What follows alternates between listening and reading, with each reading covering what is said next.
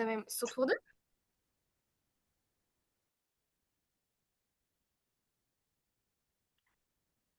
الصوت واضح، أنتم سامعين؟ اه، الصوت واضح تمام. تمام ماشي. مساء الخير. أنا ميرنا، PR responsible في ايسك. فاحنا دلوقتي هنبدأ، فأنا هبدأ معاكم بشوية أسئلة كده في الأول. أول حاجة، أنتوا بتحسوا بإيه في السفر وكده؟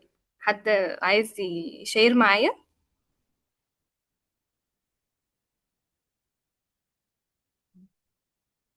ما فيش، يعني أنا عشان مش شايفة، فلو ما فيش حد يقول إن ما فيش. ماشي. هو ماشي خلاص. تاني سؤال عندنا. انتوا بتحسوا بإيه في الكونكشن مع الناس؟ يعني ان هو بتحسوا بإيه من الناحية دي، او ايه تفكيركم عنه؟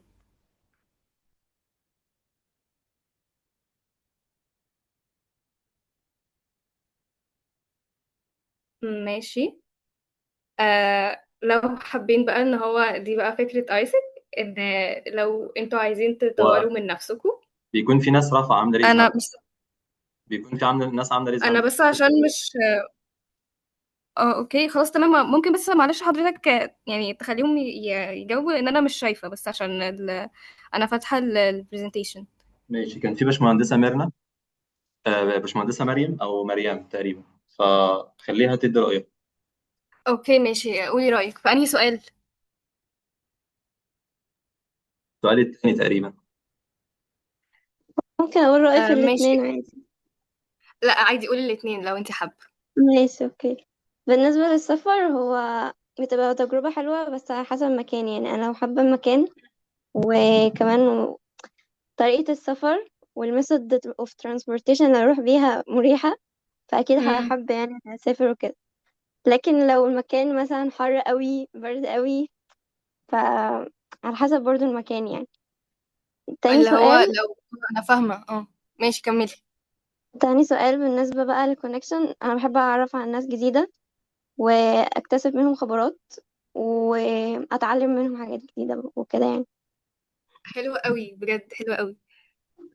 آه طيب. آه انتوا حابين انتوا اكيد تطوروا من نفسكم. دي جت بقى الفكرة بتاعت ايسك نفسها. احنا كايسك، احنا الفكرة العامة بتاعتنا ان احنا بنخلي الشباب تجيت اكسبيرينس، وان احنا نسبريد بيس في العالم عن طريق التنمية المستدامة اللي حطتها الأمم المتحدة. تمام. فدي ثانية واحدة بس معلش. دي الأهداف بتاعة التنمية المستدامة، لو حد مش عارفها، هي دي. بعد كده بقى بتيجي فكرة ايسك نفسها، ان هي اصلا في 110 دولة. هي ابتدت عن طريق ان هم كان في 7 من جميع انحاء العالم، هم كانوا عايزين ان هم يخلوا الشباب تسبريد بيس في العالم. ده بيحصل عن طريق 4 programs عندنا، اللي هم ايه؟ بيكون جلوبال تالنت، وجلوبال فولنتيرنج، والممبرشيب. ثانية بس عشان بتاع ثانية اهو. الجلوبال فولنتيرنج، والجلوبال تالنت، والجلوبال تيتشر، واصلا الاساس عندنا هي الممبرشيب. فانا هبدا بالممبرشيب عندنا. الممبرشيب عندنا دي بتكون ان انت بتجيت اكسبيرينس عن طريق ان انت بتجوين معانا ايسك نفسها. ده بيكون الديوريشن بتاعها 6 شهور.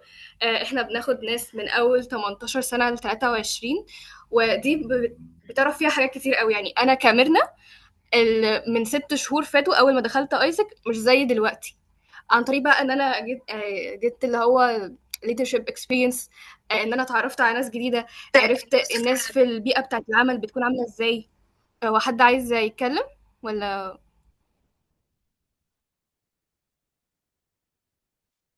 تمام ماشي. هو يعني الفكرة العامة في ايسك ان احنا لما بنجوين ايسك نفسها، بتكون ان انت بتتعلم حاجات كتير قوي، زي ما انا قلت لكم كده، ان هو ان انت مثلا اصلا بتبقى زي زي نقطة تحول في حياتك.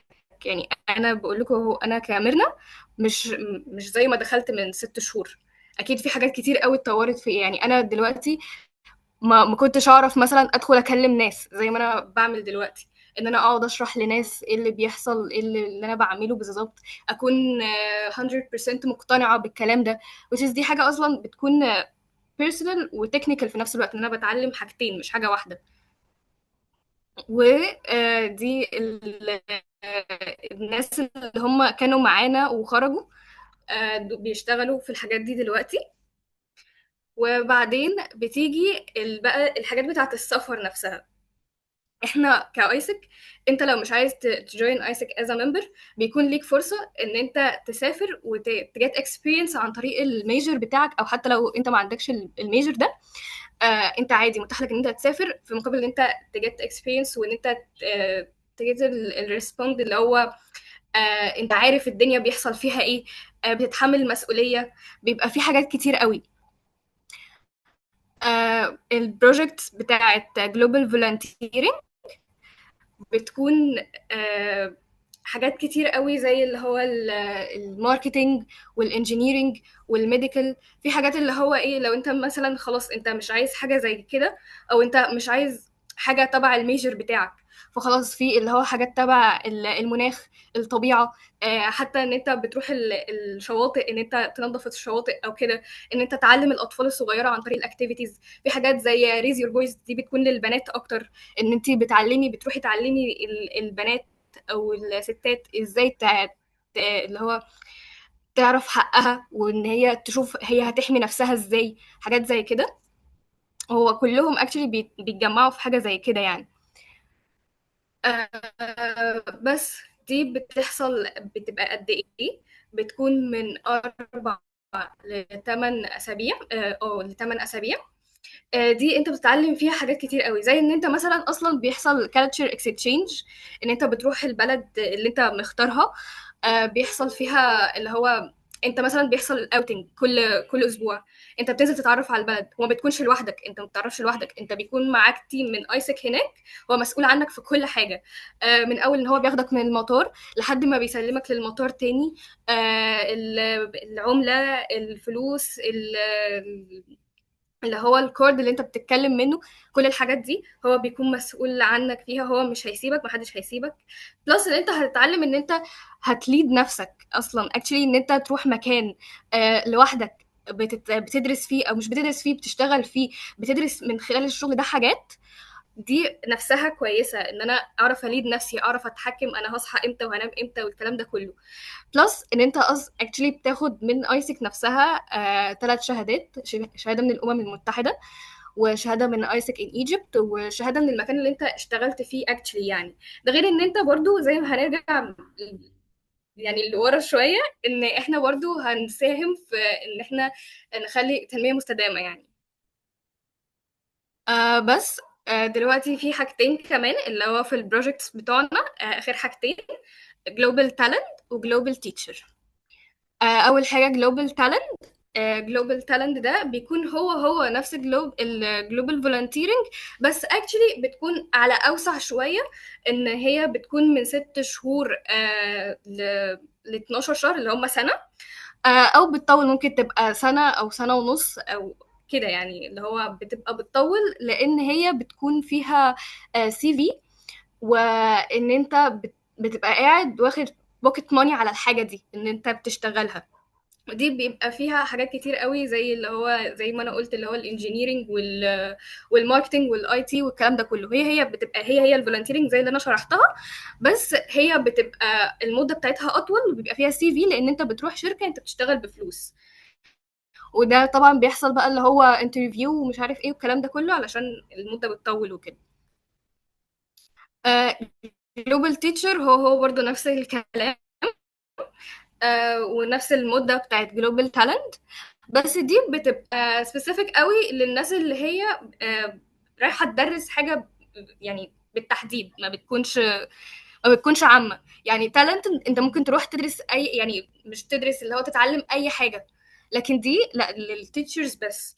بس هي نفس الكلام، ان انت بتليد مثلا حاجات يعني اطفال صغيرين، ان انت بتعلم منهم حاجات، ان انت عارف برضو تليد نفسك، ان انت هتصحى امتى وهتنام امتى والاكل هيجي امتى وكده، يعني الحاجات دي كلها. أم بس فانا كده خلصت. لو حد عنده اي سؤال ممكن لو حابب الفكرة يعني تجوين اس معانا عن طريق الكيو ار كود ده. وبس، حد عنده اي سؤال انا ممكن اطلع دلوقتي و... وابدا بقى اشوف من عندكم يعني.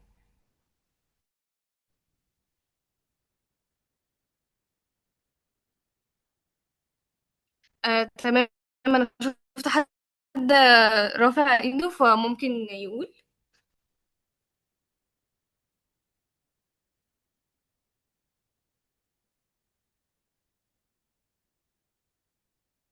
اوكي ماشي قولي.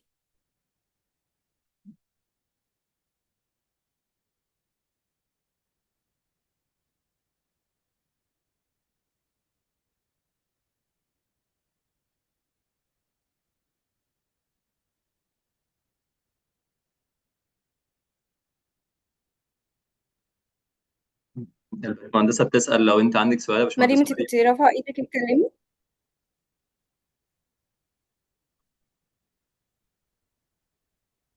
لا تمام خلاص، هو تقريبا كنت رافعها من اول السؤال اللي فات.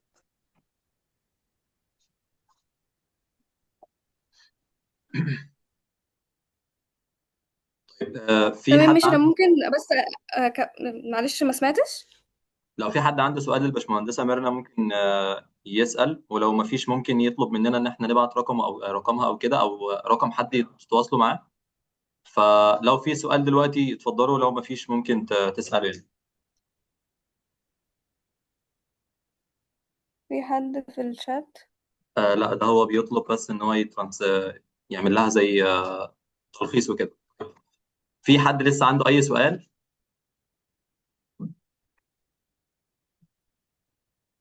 خلاص ماشي، شكرا يا باشمهندسة ميرنا جدا. العفو على ايه. ماشي شكرا. العفو.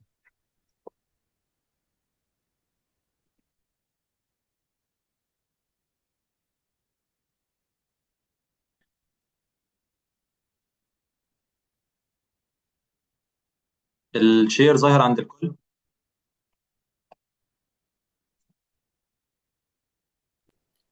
اه لو تمام. تمام ظهر. زي الفل. طيب خلينا النهارده نتكلم عن البيزنس جروث، بس من ناحيه الاوتوميشن او الاي اي ايجنت. انا هتكلم شويه نظري شويه بساط يعني، وهنطبق في النهايه عملي. آه معايا ناس اوفلاين ومعايا ناس اونلاين، فلو حد عنده اي سؤال هنا او هنا ممكن يوقفني ستوب، نسال ونشوف نحل يعني نجاوب على الاسئله كلها.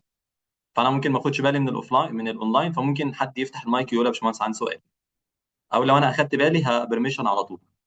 طيب احنا النهارده هنتكلم عن حاجه اسمها الاي اي ايجنت او الاي اي اوتوميشن، بس من وجهه نظر البيزنس. ودي الحته الاهم، الاهم من ان انا اكون عارف المعلومات او ان انا اكون عارف التول او المهاره، هو ان انا اكون عارف هدخل ده ازاي او هوصف ده ازاي في البيزنس بتاعي. فده اللي احنا هنتكلم عليه النهارده، وهنطبق تطبيق بسيط على اوتوميشن في النهايه. مش لازم انت تكون عندك خبره او عندك نوليدج او حاجه، عادي جدا هتبدا معايا من الصفر، وهنعمل اول ورك فلو هتعمله معايا النهارده ان شاء الله. طيب في البدايه هعرف نفسي. انا احمد مادح، انا سوفت وير انجينير، بس يعني مؤخرا اشتغلت في الاي اي اوتوميشن. بدات ان انا اديزاين اي اي سيستمز، واوظف الاي اي تولز بشكل اكيوريت مع الاوتوميشن، في ان انا ابيلد سيستمز تساعد البيزنس بتاعنا. من اكبر الاماكن اللي شغال فيها حاليا هو ان انا شغال في ديجيليانس مع الجيش ووزاره الاتصالات مع بعض، وطبعا مايندريتكس عشان ما يزعلوش يعني. شغال بقالي 3 سنين، فاشتغلت في الفريلانس، اشتغلت في الكوتشنج بليد الستودنتس ان هم يحققوا تارجت وجيجز وكده. وكمان اشتغلت في الانستراكتور على مدار 3 سنين في اماكن مختلفه وتراكس مختلفه زي الاي اي وديتا اناليسيس وديتا ساينس، ودلوقتي حاليا الاي اي ايجنتس. في البدايه احنا محتاج بس اقول سايكل سريعه كده، ان احنا الاي اي ده ما ظهرش من فراغ، وكانت بدايته شويه معقده، في ان احنا في البدايه خالص ظهر عندنا الاي اي الانترنت. والانترنت ده كان ببساطه هو ان احنا ايه، ازاي نكونكت الناس مع بعض، الناس دي تتواصل مع بعض ازاي وهم من اماكن مختلفه وبينهم مسافات واسعه ومسافات طويله جدا. فعشان كده احنا بدانا بالانترنت نوصل الناس ببعض. طيب لو انا بعت رساله لحد في مكان تاني، فالرساله دي اوتوماتيك اول ما توصل خلاص موضوعها خلص، هي رساله وصلت عبر الانترنت موضوعها خلص. الرساله دي ما اتخزنتش، السيرفيس اللي شغاله دي هي اشتغلت مره واحده بس فما اشتغلتش تاني. فعشان كده عملنا كلاود نخزن عليها الداتا بتاعتنا. ثم في النكست ستيب ظهر عندنا الموبايلات عشان نقدر ناكسس على الكلاود دي ونقدر ان احنا نستخدمها ونستخدم الانترنت مع بعضه. بعد كده ظهر عندنا الجزء الاهم حاليا وهو الداتا. الداتا دلوقتي هي ببساطه لما ظهر الموبايل مع الانترنت مع الكلاود بقى عندنا كميه بيانات ملهاش حصر. وعشان كده بقى في معلومه مهمه جدا عن الداتا الفتره الحاليه ان هو وقود العصر. ودي معلومه مهمه جدا لان برضه ده تزامنا مع مجال الداتا اناليسيس او تحليل البيانات. مفيش بيزنس هيقدر ان هو يقوم الفتره الجايه، او بيزنس حتى لو موجود دلوقتي يقدر ان هو يكمل كهو كبيك او يعني برايم، الا انه يكون بيعتمد على الداتا بشكل كبير جدا. وعندنا دلوقتي الاي اي، زي ان مثلا ان انا بسال شات جي بي تي بشرح له الموقف بتاعي واقول له مثلا انا محتاج منك تساعدني في كذا كذا، فعلى طول بيديني ديسيجنز وانا بختار منها وببدا اطبق ده. الجديد بقى وده الجزء النهائي اللي هو الايجنتيك اي اي، وده انا ببني سيستم بيتصرف بشكل اوتونوموس. يعني ايه؟ يعني انا ما بتدخلش في السيستم ده وابدا ان انا اخليه يعمل مثلا او اقول له اعمل لي كذا، لا. انت بناء على مجموعه اكشنز وبروسيسنج هتتم في النهايه هتطبق حدث معين. آه، احنا طبعا الاي اي اصلا لما ظهر عندنا كان ظهر لحد 2010، وبعد 2010 في 2022 ظهر الجنريتيف اي اي شبه شات جي بي تي كده بيجنريت تكست. وبعد كده التكست ده ما كانش بيكون جنريتد ابون ايدج، يعني ما كانش فيه حاجه انا بجنريت عليها. يعني مثلا لما قلت لشات جي بي تي كريت لي ديزاين مثلا للاي اي اوتوميشن مثلا، هو ما فهمش ان انا متخصص في الاوتوميشن، بس هو كريت اللي انا عايزه. عشان كده بعدين هو ما كانش بيفتكر انا ببقى عايز ايه، هو بيفتكر ان انا كنت عامل صوره بس ما يعرفش ان الهدف منها ايه. دلوقتي انا لو سالت شات جي بي تي وقلت له انا كنت عامل ايه امبارح او عامل ايه في 2005 2025، هيقول لي. لان بقى عندي حاجه اسمها اللارج لانجوج موديلز، ودي اللي هو بيفتكر انت مين وبيفهم الكونتكست. فلما انت بتساله سؤال هو بيفهم من السؤال ده المعنى اللي انت سالت عشانه. انا بسال في الداتا اناليسيس اذا انا مهتم، اذا انا بشغل فيه، اذا انا ده من ضمن التريكات اللي انا بتخصص فيها. انا بسال عن الاوتوميشن فده حاجه تخصني الفتره الحاليه، فهو بدا يفهم الكونتكست. مش جاست ان هو بينفذ الاوامر بتاعتي، لا بقى كمان بيفهم انا ليه بنفذ ده. وبعد كده لما خلاص بقى بيفهم ده، بيفهم الكونتكست بتاعي، فقدرت ان انا اخليه يفتكر انا مين ويساعدني في تاسكاتي. فلو تلاحظ مثلا ممكن ادخل دلوقتي اقول له كريت لي مثلا بريف عن نفسي، ما قلتلوش حاجه غير ده. فمن خلال الميموري بتاعتي والكلام معاه دايما هيبدا ان هو يجنريت مثلا اوتبوت لده. بعد كده كان بقى في نهايه 25 كان في ايجنت. الايجنتس دي بتاخد قرارات بناء على مثلا ورك فلو. ودلوقتي حاليا بدانا ان احنا نبني اكتر من ايجنت كلهم في نفس السيستم. ولما اقول كلمه سيستم، احنا هنا محتاجين نشرح الفرق ما بين الشات جي بي تي مثلا او اي مثلا تول دلوقتي والسيستم. يعني انا لما اقول مثلا احنا هنبني اي اي سيستمز، فده مش معناه ان احنا هنبني شات جي بي تي، لان شات جي بي تي مش سيستم. وايه الفرق بين شات جي بي تي والسيستم اللي احنا هنبنيه؟ السيستم او شات جي بي تي هو مثلا بيعمل تاسكايه واحده بس، هدخل اقول له اعمل لي مثلا الكونتنت بتاع البوست ده، او هدخل اقول له مثلا اعمل لي وليكن التفصيله بتاعت المشروع ده، اعمل لي الديزاين ده. انما السيستم بتقدر انك تخليه مثلا يبقى بيشتغل مثلا كل يوم الساعه مثلا 5، هيعمل لك مثلا كونتنت ويروح يشيره مكانك في الاماكن اللي انت عاوزها. وكمان ممكن يجنريت الصور اللي هتشيرها في البوست. فده كده عباره عن اي اي سيستم. فالتول زي مثلا شات جي بي تي بتبقى عباره عن تول بتساعدك مثلا في تاسكايه صغيره او تاسكايه كبيره، بس المهم ان هي وان تاسك. اما بالنسبه للاي اي سيستمز لا، الموضوع مختلف شويه. هو بيبقى اكتر من بروسيس بتتم في نفس التاسكايه او في نفس السيكونس بتاعته. فعشان كده بنقول هنا ان شات جي بي تي هو تول، اما الاي اي سيستم ده عباره عن تقريبا بيكون موظف. يعني هتشغله عندك وهيفضل شغال مثلا 24 على 7 من غير ما يتعب ومن غير ما يكون له اي نهايه. احنا قلنا الهدف من الكورس او من الهدف من المجال ده هو ان احنا نبني سيستم. وكلمه نبني سيستم معناها ان اي سيستم بيكون فيه قدامي الفلو اللي قدامنا ده. يعني عشان ابني سيستم لازم يكون فيه الفلو اللي موجود قدامي. الفلو اللي قدامي ده ان انا بيكون عندي انبوت، وبعد كده الانبوت ده بناء على البيلدنج او البناء اللي انا بيه السيستم اللي انا باني بيه السيستم ده يبدا ان انا اخد اكشن في النهايه. طب الاكشن ده مش له تاثير، الاكشن اللي انا اخدته ده له تاثير، فانا في النهايه عندي اوتبوت. زي مثلا عامل ايجنت تاخد الليدز او العملاء، تسجل الليدز دول في الشيت. الانبوت بتاعي هو العميل، والانتليجنس اللي هو الاركتكتشر اللي انا بنيه، الراجل ده كواليفايد ولا مش كواليفايد بناء على مثلا الاسئله اللي انا سالتها له، وهيتسجل في الشيت. ده الاكشن. الاوتبوت بتاعي ان انا اتخزن عندي ليد في الشيت، ليد جديد. فده عباره عن سيستم. ممكن سيستم تاني مثلا في الاتش ار، اقدر ان انا اخد الداتا بتاعت السيفيهات، واقدر ان انا بعد كده بناء على البناء الريكويرمنتس اللي انا طالبها للوظيفه ومفهم الاي اي عليها، فيبدا ان هو ياخدها ويروح يحللها وياخد اكشن، والاكشن ده يطلع لي اوتبوت اذا كان الراجل ده هيبقى بيفت الوظيفه بتاعتنا ولا مش بيفت. ممكن كمان في مجال الاوبريشن، ممكن كمان في المحاسبه، ممكن كمان في مثلا احنا اتكلمنا عن السيلز والاتش ار والمحاسبه، كمان الداتا اناليسز ممكن ندخله في الفاينانس. فانا في كل سيستم ببنيه بيكون ابليكابل على الديزاين او اللي هو الشكل بتاع المشروع بتاعي او السيستم بتاعي. طبعا يعني دي كده بصه سريعه على اكتر من تول في الاي اي حاليا. عندك مثلا لو هنك مثلا او هنسيرش على تاسكات صغيره في شات جي بي تي، كلود، جيميناي، ديب سيك، وجروك. يعني معظم الدبلومات الحاليه في مايند ليتكس، سواء كانت داتا اناليسيس كورس او حتى الاوتوميشن او حتى الاي اي تولز، بيعرفك كل التولز دي ازاي تستخدمها بالشكل الادق. وهنا في سؤال مهم او في معلومه مهمه عشان تكون واخد بالك. شات جي بي تي وكلود واي اي تول حاليا مهم جدا تبقى عارف تستخدمه. لان طبعا السؤال اللي احنا بنعتاد نساله في اي مثلا ايفنت او اي ورك شوب او اي مثلا تفاعل من ده، بنسال هل الاي اي هياخد مكانك ولا لا. فطبعا السؤال ده مهم. اجابته هتكون ازاي؟ الاي اي هياخد مكانك، بس مش لوحده. يعني مثلا احمد مادح ما بيتعلمش اي تولز ومش عارف يستخدم كلود او شات جي بي تي ومش عارف يستخدم اوتوميشن، فيجي مثلا حد تاني بيعرف يستخدم اوتوميشن واي اي تولز ياخد مكانه، وياخد مكانه هو وعدد اكتر كمان. فالسؤال ده دايما اجابته مش الاي اي هياخد مكانك بشكل مجرد. هو مش هيقوم الصبح تلاقي الاي اي واقف يقول لك انا هاخد مكانك، لا خالص. اللي معاه اي اي واللي بيستخدم الاي اي واللي قادر يوظف الاي اي يقدر ان هو ياخد مكان اي حد ما بياخدش او ما بيستعملش الاي اي تولز. تمام. والكلام ده في كل الاندستريز، سواء كانت اندستريز تكنيكال او نون تكنيكال، وارد جدا انك حد ياخد مكانك لو بيستخدم اي تولز.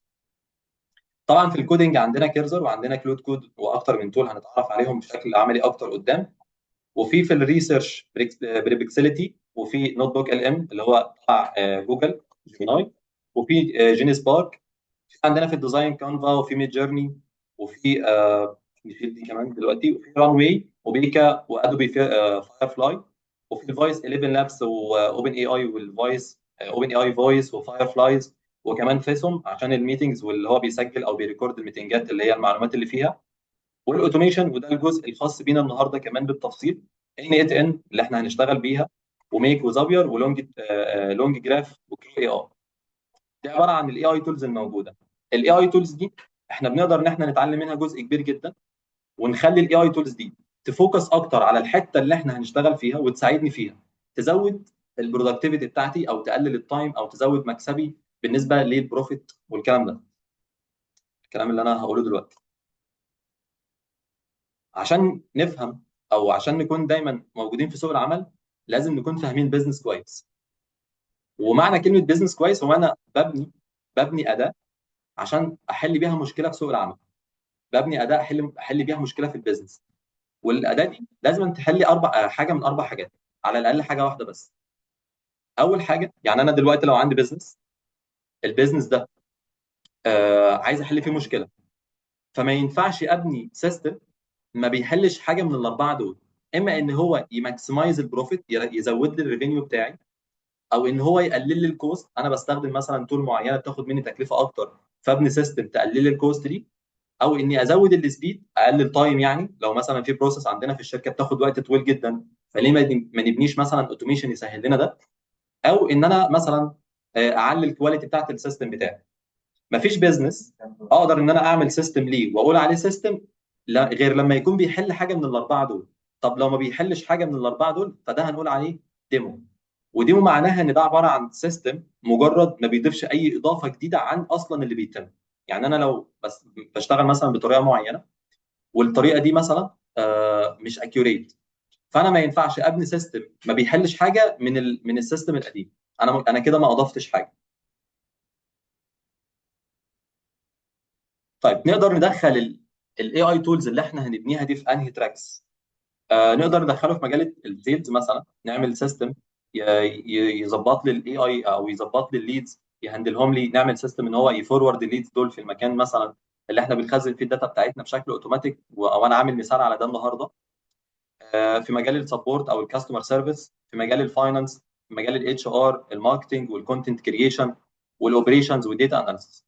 نقدر ان احنا في كل التراكس دي نبني ايجنت تساعدنا فيه بناء على الاي اي. انت هنا بتزود فرصتك في السوق، وكمان بتسرع من البروسيس بتاعتك انت كموظف او كحد شغال في التراكس دي. عشان نبيلد سيستم لازم يكون عندنا اول حاجه بنديفاين البروبلم او المشكله بتاعتنا، وبعد كده بنشوف الديزاين بتاع السوليوشن، بنبني السوليوشن ده وبنجربه، ولو تمام بنقدر ان احنا نديبلوي السيستم ده ونعمل له ريليز. فيبقى البروسيس بتاعتنا او اللايف سايكل ان انا بديفاين المشكله واشوف السوليوشن، ابني السوليوشن اطبقه على ارض الواقع واعمل له تيست، ولو كده اعمل له شير او اعمل له ببلش او ديبلوي. آه احنا هنعمل ايه دلوقتي؟ احنا هنبني سيستم. انا ممكن اكون سرعت شويه في الجزء الاول يعني لانه نظري، وانا عارف ان الناس بتزهق من النظري، بس انا حابب اضيف بس حاجه بسيطه في النهايه بتاعه النظري. آه، انت حاليا لو انت مش قادر انك توظف الاي اي تولز في السيستم بتاعنا في البيزنس بتاعنا حاليا، فده معناه انك مش مؤهل تشتغل في سوق العمل. يعني مثلا انا شغال ديتا اناليست مثلا، وديتا اناليست قادر ان انا اخد قرارات كويسه، وبقدر ان انا استخدم التولز بشكل كويس. ممكن حد تاني يجي يقلل لي السايكل بتاعت الوقت مثلا، ويقدر ان هو ياخد مكاني. طب انا لو شغال ديتا اناليست بس مش شاطر في القرارات، بس بقدر استخدم اي اي تولز، فانا هنا مش هقدر ان انا برضو اوظف الاي اي تولز بتاعتي في البيزنس لان انا قراراتي مش صح. فبقى يعني سريعا كده تلخيصا، الملخص بتاع البيزنس عشان نشتغل عايز مايند سيت تخص البيزنس كويسه، وعايز تولز شغال بيها في التراك الاصلي، وثالث حاجه واهم حاجه هو ان انا اعرف اوظف الاي اي تولز في الجزء بتاع البيزنس. احنا هنشتغل ايه دلوقتي؟ انا باعت على الجروب لينك ان ان ده، هندخل كلنا، هنروح نعمل ساين ان هنا كده، ساين ان، ونقدر ان احنا ناخد 14 يوم فري ترايل على ان ان، ونجرب نبني اول ورك فلو. بالنسبه للناس اللي في الاونلاين، هل في حد عنده اي سؤال في الجزء النظري اللي احنا اخدناه؟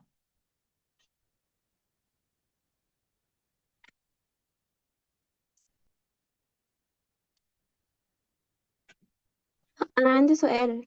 اتفضل. هو احنا مثلا بنبني سيستم، بنخلي ال AI هو اللي يشتغل ويعمل التاسك مثلا من A to Z مثلا، بس احنا مثلا في الاخر بنراجعها، ولا هو مثلا لو في تاسك معينة المفروض ان مثلا ان انا اعمل لها بوستنج وكده، هو بينشر على طول؟ حلو جدا السؤال. هو فعلا احنا بنبني الاي اي سيستم بيقدر ان هو يشتغل من البدايه لحد النهايه من غير ما انا اعمل له اي تفاصيل في النص، لان انا اصلا باني الاستراكشر نفسه بناء على الريكويرمنتس اللي انا محتاجها. بس الحته الاضافيه، هل انا هراجع على الاوتبوت ده؟ هو في الاصل احنا ما بنعملش ريليز او ما بنعملش ما بنعملش ديبلوي للمنتج ده اصلا غير لما نتاكد انه 100% سليم. فانا لما اتاكدت انه 100% سليم واشتغل كويس، انا مش محتاج ان انا اراجع الاوتبوت بتاعه، لان انا بالفعل وانا ببنيه عملت له تيست اكتر من مره وقادر ان هو يشتغل بشكل سليم. واصله يعني مش كل اوتبوت هيطلعه هقدر ان انا او هكون مضطر ان انا ابص عليه. في حد تمام، تاني عنده سؤال؟ شكرا لحضرتك. العفو ولا يهمك. حد تاني عنده اي سؤال؟ انا بشوف مايكات بتتفتح، بس ممكن يكون المدخل بتاع الصوت مش صح، مش مظبوط، فممكن تشيكوا عليه كده.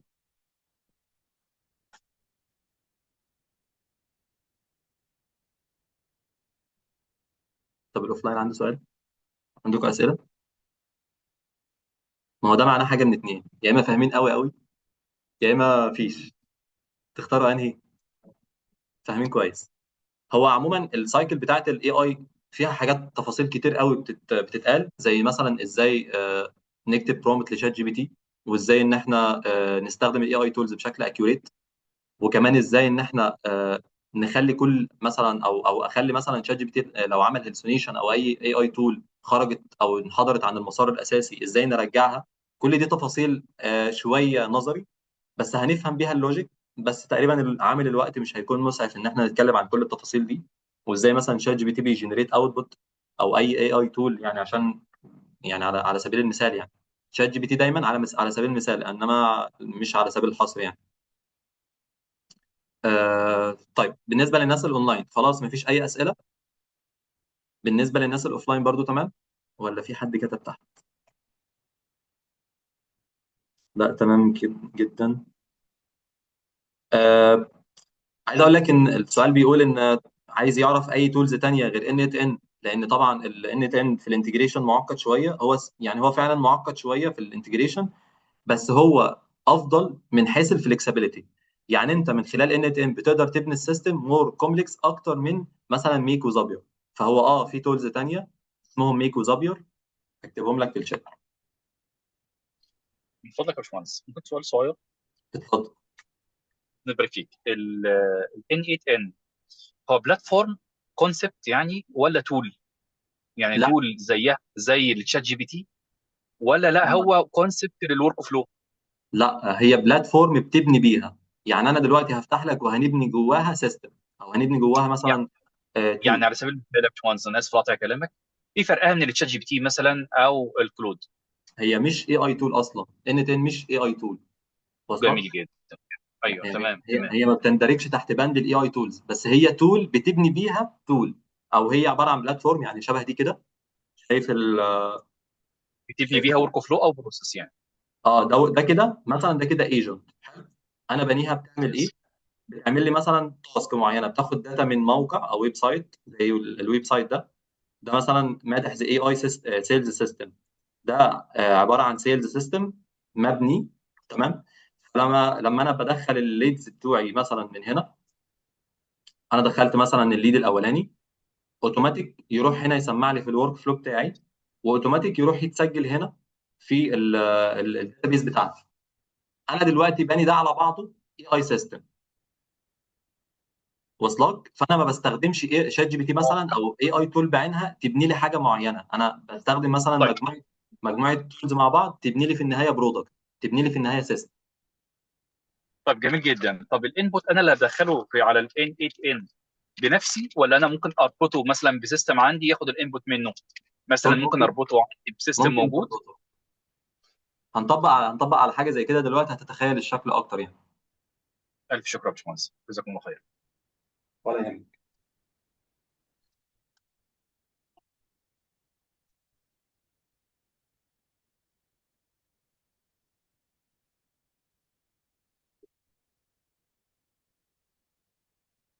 طيب انا دلوقتي عايزكم تفتحوا ان ات ان اللي انا بعته على الجروب اللي هو ده، وتسجلوا عليه. ممكن تفتحوا بقى على الجهاز ده وتسجلوا عليه دلوقتي.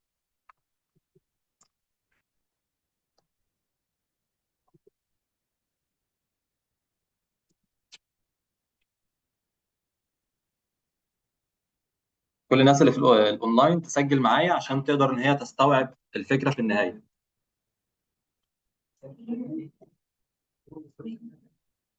ntn.io.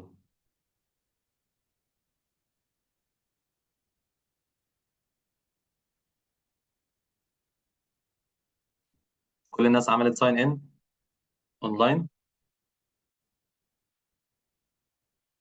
لو حد عنده مشكله في الاونلاين انه يسجل يبعت لي او يقول لي. جيت ستارتد وبعد كده هتسجل عادي وتدخل.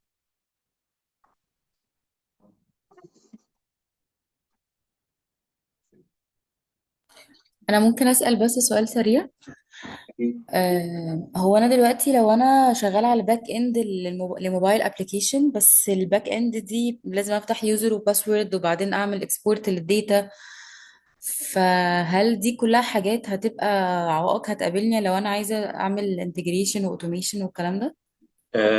لا، هو بناخد حاجه اسمها ويب هوك كول، او الويب هوك كول ده اللي هو ببساطه انا باخد رد او ريسبونس من ابلكيشن تاني، وحاجات لها علاقه بالاي بي ايز والكلام ده. اكيد طالما شغاله باك اند في الموبايل، فتقدري تعرفي ان الاي بي اي هاخده، هبعت اي بي اي بس للان ات ان، فيبقى انا كده اقدر اخد داتا من ابلكيشن لان ات ان، او اقدر اخد داتا من ان ات ان للابلكيشن ده. اوكي، لا بص، هو انا شغاله في ريبورتنج، بس غالبا هحتاج الاي تي بقى في القصه دي. مم. اوكي، ماشي، اوكي، شكرا. تمام. حد تاني عنده سؤال؟ والناس بتسجل كده، لو حد عنده سؤال يسأل.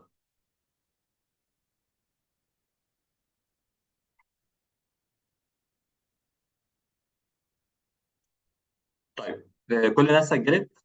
اللي سجل كده يأكد عليا انه تمام.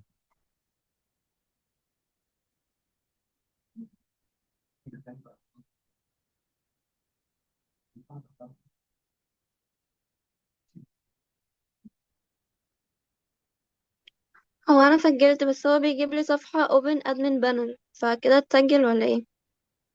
وبين ايه؟ open admin panel. يعني بس بعد ما بنعمل ساين ان كده مثلا او جيت ستارتد، بندخل بالاكونت بتاعنا عادي. انا المفروض ان احنا بنقف هنا كده، صح؟ ايوه اه. هنضغط عليها. ايوه بيجي كده. هتكتبي مثلا اليوزر بتاعك او الميل بتاعك مثلا بالشكل ده، وبعد كده هيجي لك لينك.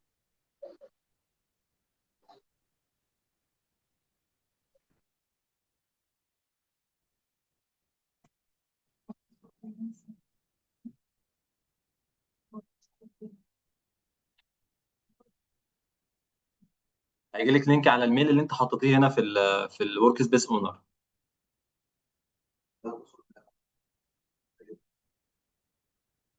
احنا طبعا ان 10 ده بيدينا فري ترايل 14 يوم، وبعد كده بيكون مدفوع. بس احنا بنشتغل على بلاتفورم تانية، بنقدر ان احنا يعني نستخدمها بشكل مجاني طول ما احنا شغالين. يعني انا مثلا ده مدفوع، ال ان 10 اللي انا فاتحه ده مدفوع، اما ده بشتغل عليه انليميتد عادي. فانا ممكن اشتغل على بلاتفورم تانية بطريقه مختلفه، يعني هنقدر ان احنا نشتغل عليه بشكل مجاني، مفيش مشكله.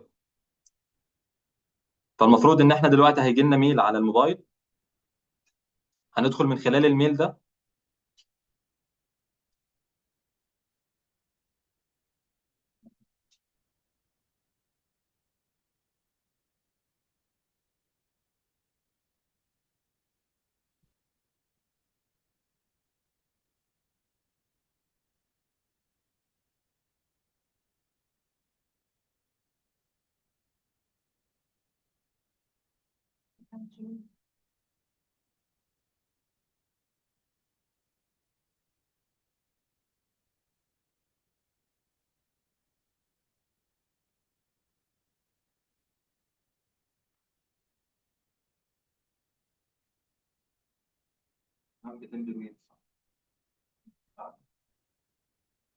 لا. امم بتعمل اكونت، بتدخل بالاكونت بتاعك. والله.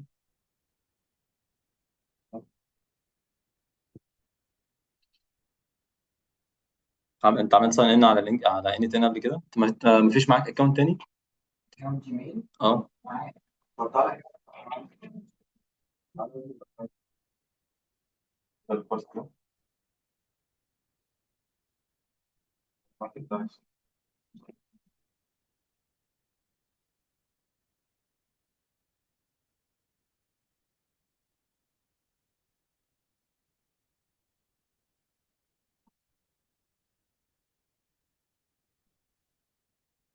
لما احنا بنضغط على ان ان، وبعد كده بنروح نستارت فري ترايل، وبعد كده نحط الكود بتاعنا اللي هيجي لنا على الميل.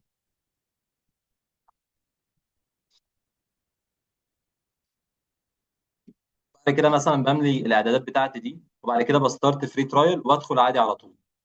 انا عشان مسجل بالاكونت ده فمش هيديني الفري ترايل يعني.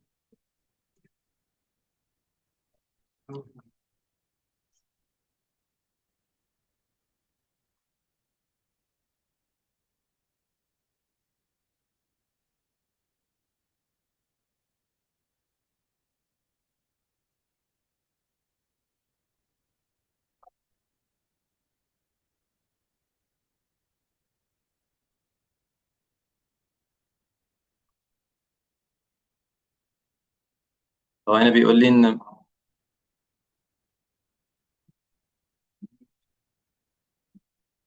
واقفين عند دي. خلاص حط بقى الفول نيم وحط باسورد وحط يوزر وبعد كده كمل ستارت فري ترايل من تحت. لا يوزر ما اتخذش قبل كده.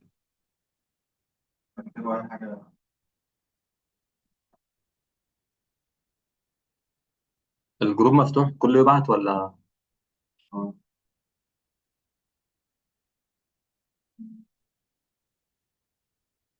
طيب كل الناس اللي سجلت تاخد سكرين شوت من المكان اللي هي وصلت له، اللي هي النقطة اللي هي واقفة عندها دلوقتي، وتبعت على الجروب. يعني انت سجلت خلاص على ان تن، وريني انت واقف فين عشان اتاكد انك تمام.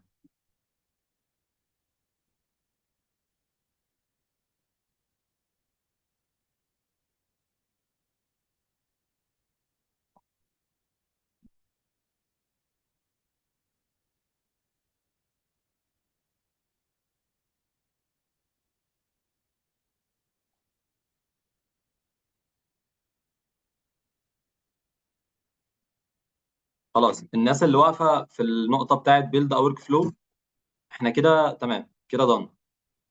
نستنى بقى لما كل الناس تاكد ان هي تمام هكمل معاها. حلو جدا، كل الناس كده تمام يعني.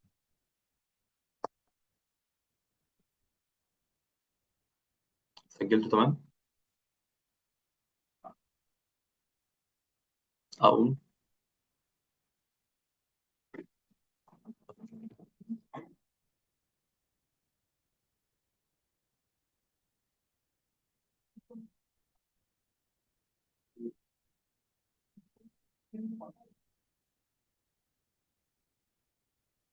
لو كده بتسمع. ماشي، خليك معاهم. التليجرام بتاعك مفتوح هنا صح؟ التليجرام مفتوح.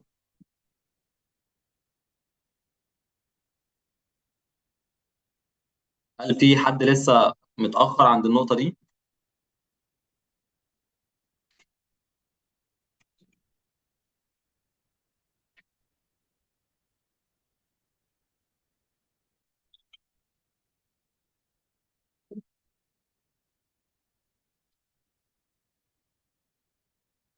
لو في حد متأخر عن الخطوة دي يقول لي عشان انا هكمل. كل الناس فتحت الورك فلو بالشكل اللي الناس بعتته على الجروب. الناس سامعاني طيب؟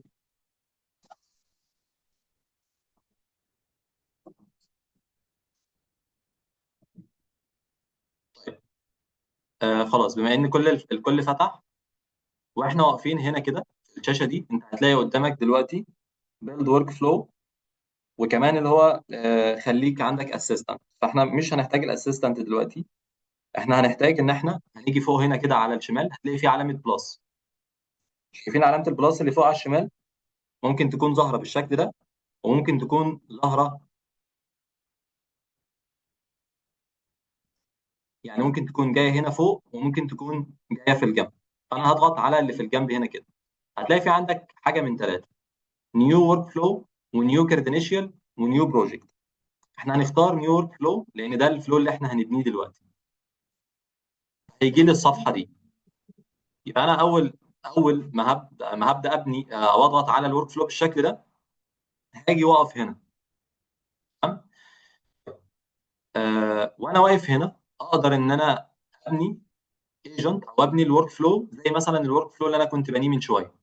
طيب احنا هنبني ايه دلوقتي؟ احنا هنبني ورك فلو ياخد رسائل من تليجرام، والرسائل دي تجي لي هنا، وبعد ما الرسائل تجي لي هنا اقدر ان انا ارد عليها من خلال الاي اي، ارجع الرسائل تاني لتليجرام.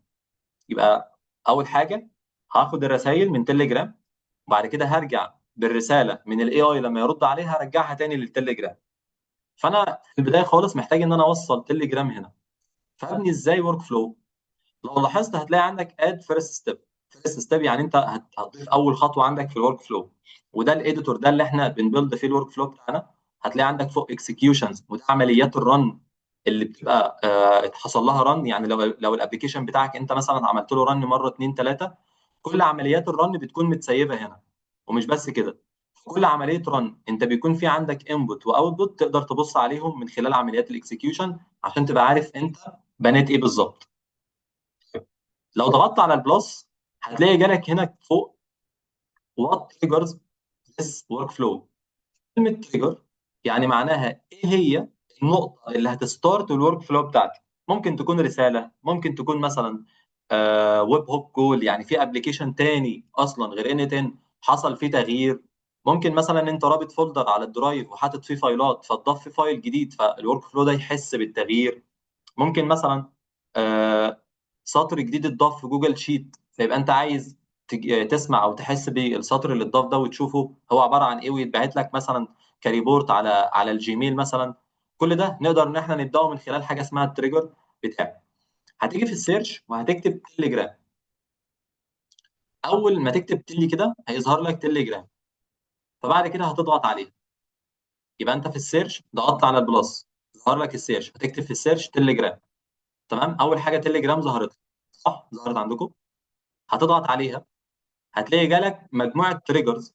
التريجرز دي اللي هي المسموح بيها جوه تليجرام انك انت تبدا بيها ورك فلو، زي مثلا كويري تشانل بوست اديت تشانل بوست مثلا. ومن ضمن الاختيارات دي في حاجه اسمها الاون مسج. يبقى اون مسج دي يعني ايه؟ يعني الورك فلو اللي انت هتبنيه هنا اوتوماتيكلي هيرن لما يتبعت لك رساله على ايه؟ على تليجرام. يبقى ده التريجر بتاعك، ده الحدث اللي هيستارت الورك فلو. لان مش منطقي ان الورك فلو يفضل شغال كل جزء من الثانيه، لا هو بيقف ويشتغل لما انت تستدعي ان هو يشتغل. طب انا هستدعي ان هو يشتغل ازاي هنا؟ بناء على مسج. فهختار كلمه مسج اون مسج. جالك بالشكل ده كده في النص كده، جالك ازاي تبلد ده. خليني ابص لك على شكله من بره من خلال الاكس ده. لو ضغطت على الاكس اللي هنا هتلاقي في هنا كده تليجرام ظهرت نود تقدر تحركها.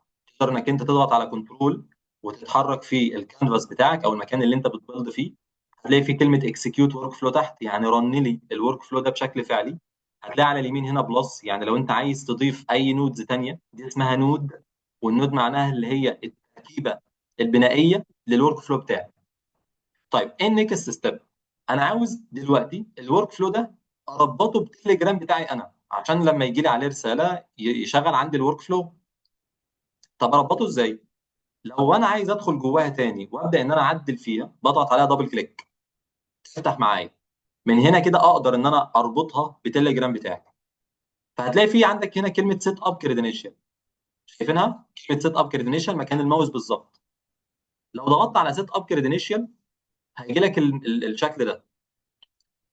من خلال الشكل ده الحاجه الوحيده المطلوبه هي الاكسس توكن. صح؟ اجيب الاكسس توكن ده ازاي عشان اربطه بالتليجرام بتاعي؟ طيب نفترض ان انا مش عارف او انا اول مره لسه بستخدم ان تي ام مثلا او بتعلم. هتلاقي في كلمه ريد اور دوكس هنا كده. لو الناس بتاعت الاونلاين شافت ان انا سريع ممكن تقول لي استنى اتابع معاهم.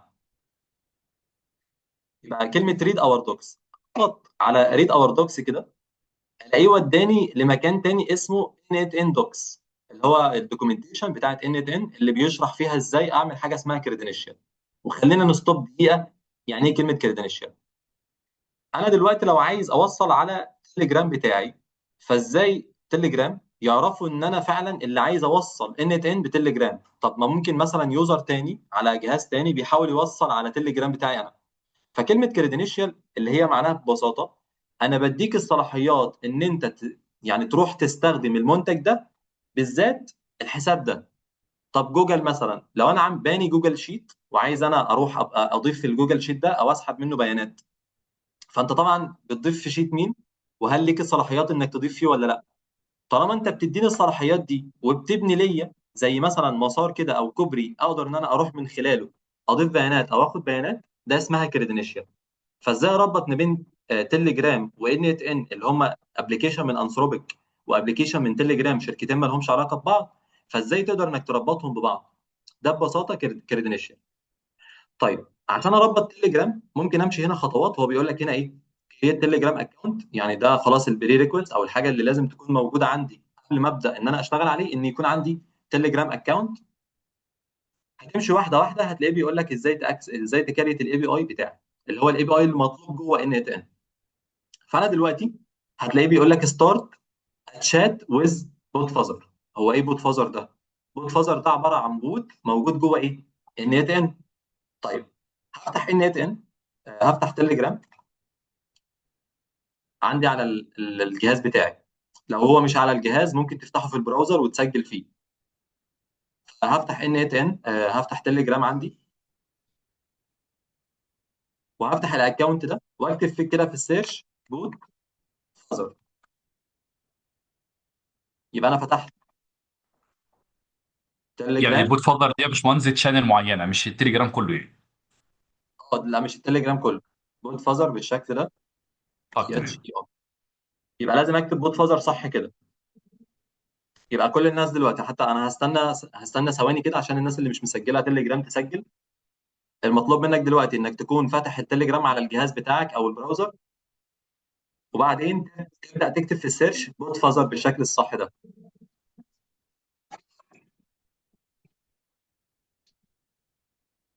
محتاج تاكيد ان كل الناس تمام ويبقى كل الناس شغلت عشان اكمل.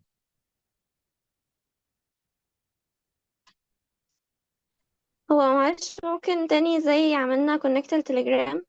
احنا لسه ما عملناش، افتحي بس التليجرام وخلاص. فتحتيه؟ فتحت، أيوة. خلاص اكتبي في السيرش بوت فازر زي ما انا كاتب في السيرش كده.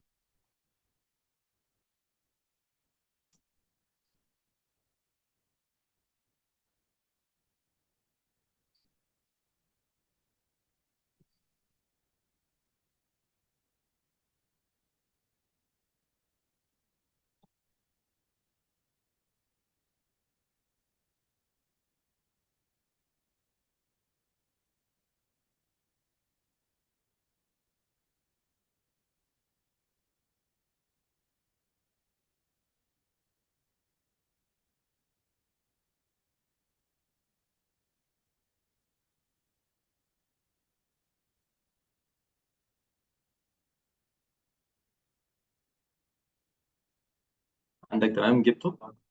حلو. في حد متاخر عشان قبل ما اكمل؟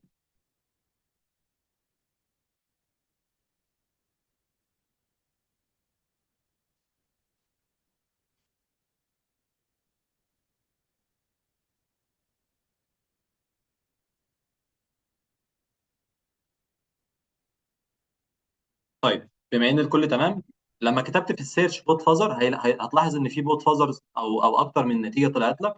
ما تختارش غير اللي هي المتوثقه بالعلامه المائيه. هتختار بوت فازر، هتدخل هنا كده، هتكتب في السيرش. اول ما هتدخل جواه هتكتب في السيرش علامه السلاش. يبقى هتكتب في السيرش او هتكتب اقصد في المسجز علامه السلاش. هتلاقي ظهر لك بقى اوبشنز كتير جدا. منها اول حاجه اسمها نيو بوت. نيو بوت ده يعني انت بتكريت بوت جديد على تليجرام. خلاص انا هضغط نيو بوت، وبعد كده بيقول لي تمام. هعمل لك نيو بوت مفيش مشكله. انت عايز تسميه ايه؟ يعني ايه الاسم اللي انت عاوز تسميه له؟ فمثلا ممكن اكتب كده مايندلي. تقدر انك تسمي الاسم بالشكل ده عادي جدا، وتضغط انتر. فبيقول لي مفيش مشكله في الاسم، بس المشكله دلوقتي هتقابلنا في اليوزر نفسه. لازم اليوزر اللي انا هختاره ما يبقاش متكرر قبل كده او ما كانش موجود قبل كده. طبعا احنا ما ينفعش ان احنا نكرر اليوزر، فتعالى نكتب مثلا يوزر مختلف شويه.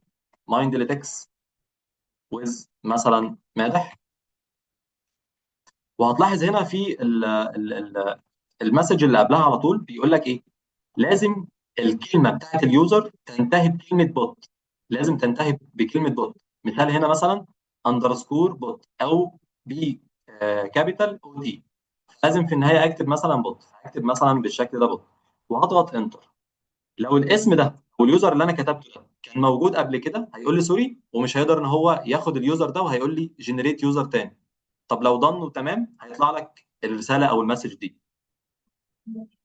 هو ما تكتبيش زي ماشي. يبقى احنا لازم نختار يوزر ما يبقاش متكرر. فانا بكتب يوزر مش متكرر وبحط في النهايه بوت اندرسكور بي او تي او بي كابيتال او تي. خلاص كتبت اليوزر بالشكل ده وهو اكسبت، قال لي دون، وانت البوت بتاعك بقى جاهز. طيب هتلاحظ ان في عندي حاجه اسمها use this token to access the HTTP API، وهو ده اللي احنا اصلا جينا عشانه. من اول هنا كده، من اول اليوزر اللينك ده لحد اخر اللينك بالشكل ده تاخده كوبي. يبقى انا هاخد اللينك اللي بعد كلمه اي بي اي ده كده لحد رقم 8 او لحد النهايه بتاعتي دي،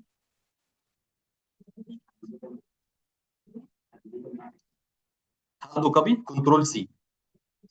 خدته كنترول سي، انا محتاج ادخل البوت نفسه عشان ابدا ابص جواه. هتلاحظ ان في هنا تي دوت مي،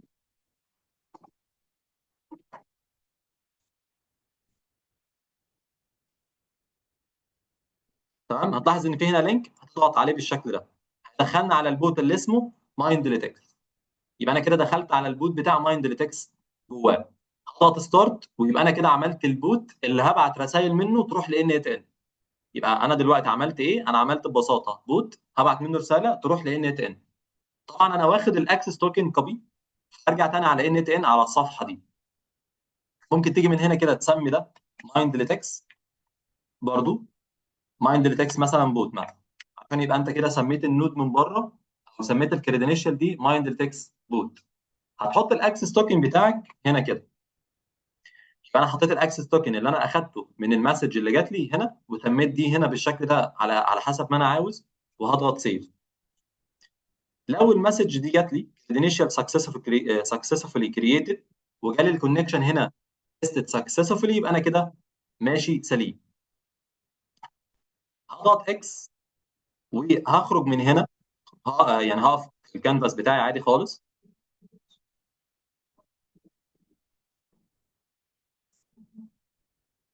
قال لك ايه ايرور؟ كود كونكت بس في نفس الوقت ظهر لي من الكونديشنال بوند.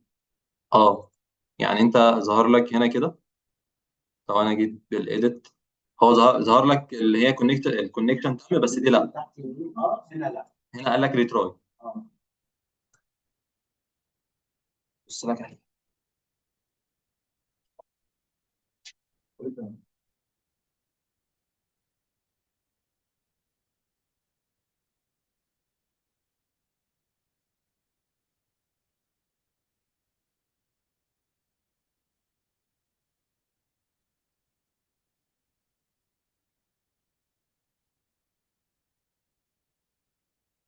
خد الكود ده من اول هنا كده لحد هنا. لازم انا كده برضه لو خليني كده برضه.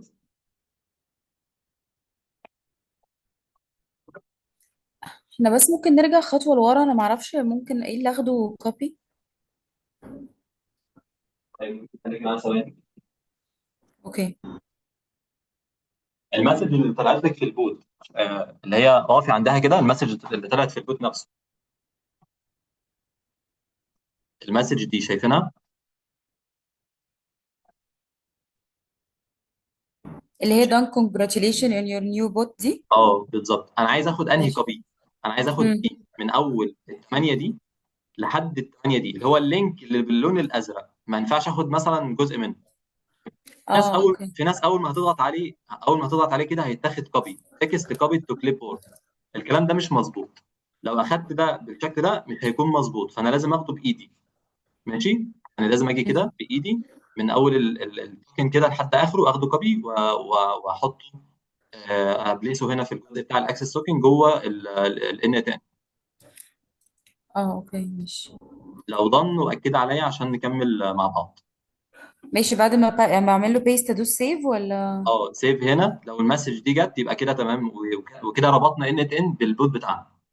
هو successfully created. تمام. زي الفل، زي الفل قوي. خلاص باقي الناس شكرا. تمام. لو في حد عنده مشكله اظبطها له. هو انا بس كان واقع مني إن ازاي اصلا انا دخلت تليجرام في الاول. يعني انا عملت بتاع بوت فازر ده، بس الجزء بتاع تليجرام في الاول بس النت عندي مكانش شغال. انت فين بالظبط؟ يعني انت عملتي ايه؟ عملتي الاسم واليوزر ولا لسه؟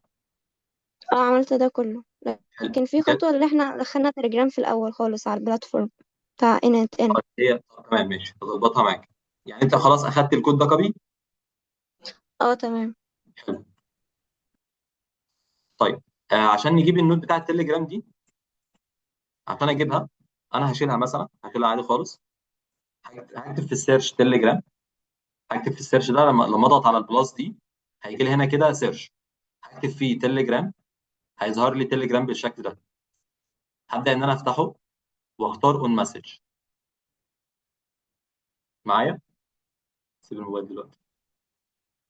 معايا كده؟ تمام اه. خلاص هختار اون مسج، وهتلاقي الكريدنيشال اللي انا عاملها دلوقتي دي موجوده. تعملها ازاي؟ هتلاقي كلمه سيت اب هنا، سيت اب كريدنيشال. ماشي. لما تضغط على سيت اب كريدنيشال هيجي لك المكان ده، هتحط فيه الاكسس توكن اللي احنا جبناه. اللي انا اخدته كوبي صح؟ اه. تمام ماشي. شكرا. بعد كده سيف وهيشتغل معاك. طيب تعالوا نتاكد ان احنا فعلا بناخد الرسائل من تليجرام لهنا. يعني انا باخد رساله من تليجرام لهنا، اتاكد ازاي؟ هعمل اكسكيوت للورك فلو ده. هتلاقي هنا كده مستني انبوت، هتلاقي يعني هو بيرن دلوقتي. لو فتحت تليجرام وجيت فتحت البوت اللي انا بكتب فيه الرسائل، وكتبت مثلا كلمه هاي هنا، ثم هضغط انتر، هلاقي الورك فلو ده وقف، وهلاقي هنا كده ورك فلو اكسكيوتد سكسسفولي، وهلاقي هنا علامه صح. الكلام ده كله حصل امتى؟ لما دخلت رساله جوه البوت. يعني انا دلوقتي بقيت رابط تليجرام بان تو ان، بقيت رابطه، وانا دلوقتي اقدر اخد بيانات من جوه التليجرام لجوه ان تو ان. ايوه، طب ازاي اشوف ده؟ لو ضغطت على النود بتاعتي اللي هي التليجرام دي، دبل كليك، اقدر ان انا ادخل جواها. هتلاحظ ان بقى في هنا اوتبوت. الاوتبوت ده ما كانش ظاهر قبل ما ابدا اشتغل، او قبل ما ابدا ان انا اعمل اكسكيوت. اخر كلمه خالص هتلاقي كلمه تكست، وهتلاقي كلمه هاي اللي انا اصلا باعتها. يبقى انا دلوقتي خليتك تستوعب فكره ان ازاي اربط ابلكيشنز ببعضها، وكمان ازاي تستوعب فكره ان انا ممكن ابعت داتا من جوه بلاتفورم، او من جوه مثلا ابلكيشن، او من جوه برودكت لبرودكت تاني. وده بالظبط اللي بيحصل دلوقتي. طيب انا عايز بقى قبل ما ادخل الاي اي في النص، انا عايز اربط الاي اي ده او ارد برساله تاني على نفس الشات. يعني انا دلوقتي عملت شات بوت، عايز ارد عليه. هعملها ازاي؟ شايفين البلس اللي جنب النود؟ هضغط عليها، وبعد كده هلاقي هنا برضو ظهر لي في السيرش هنا انت محتاج تضيف نود ايه تانية. هكتب برضو تليجرام. تمام. ولما اكتب تليجرام المره دي مش هتظهر زي المره اللي فاتت. المره اللي فاتت اللي كان ظاهر التريجرز، والمره دي اللي ظاهر الاكشنز. ايه الفرق بين التريجر والاكشن؟ التريجر ده اللي بيستارت الورك فلو زي ما اتفقنا، اما الاكشن ده هو ايه الحدث اللي انا هاخده بناء على التريجر. فاحنا طبعا عايزين نعمل ايه؟ لو اخترنا لو قرينا شويه هنلاقي في حاجه اسمها سند ا تكست مسج، وده اللي انا عايزه.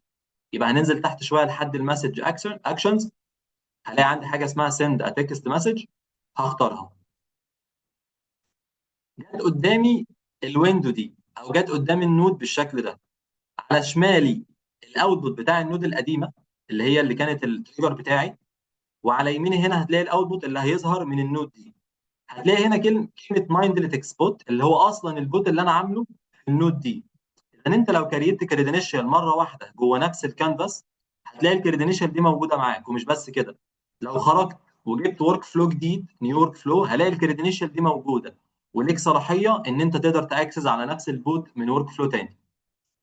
لو انا دخلت دلوقتي عايز ابدا احط شويه انفورميشن هنا في النص عشان البيانات دي تروح تتبعت على التليجرام. اولها مثلا واحنا نازلين هنلاقي ان السورس بتاعي مسج، سند مسج الاوبريشن بتاعتي، وفي اوبريشنز ثانيه كتير، في ديليت، وفي سند دوكيومنت، لوكيشن، شات اكشن، اوديو، انيميشن، في اكتر من اوبشن، بس احنا هنختار ايه؟ سند مسج. طيب هنبعت فين بالظبط؟ مبدئيا البوت اللي انا عامله ده ممكن اي حد يقدر ان هو ياكسس عليه دلوقتي. يعني اي حد يكتب في السيرش، اي حد دلوقتي موجود في السيشن يكتب في السيرش اليوزر ده. لو انت كتبت عندك اليوزر ده في سيرش تليجرام، هتلاقي البوت ده موجود عندك عادي جدا.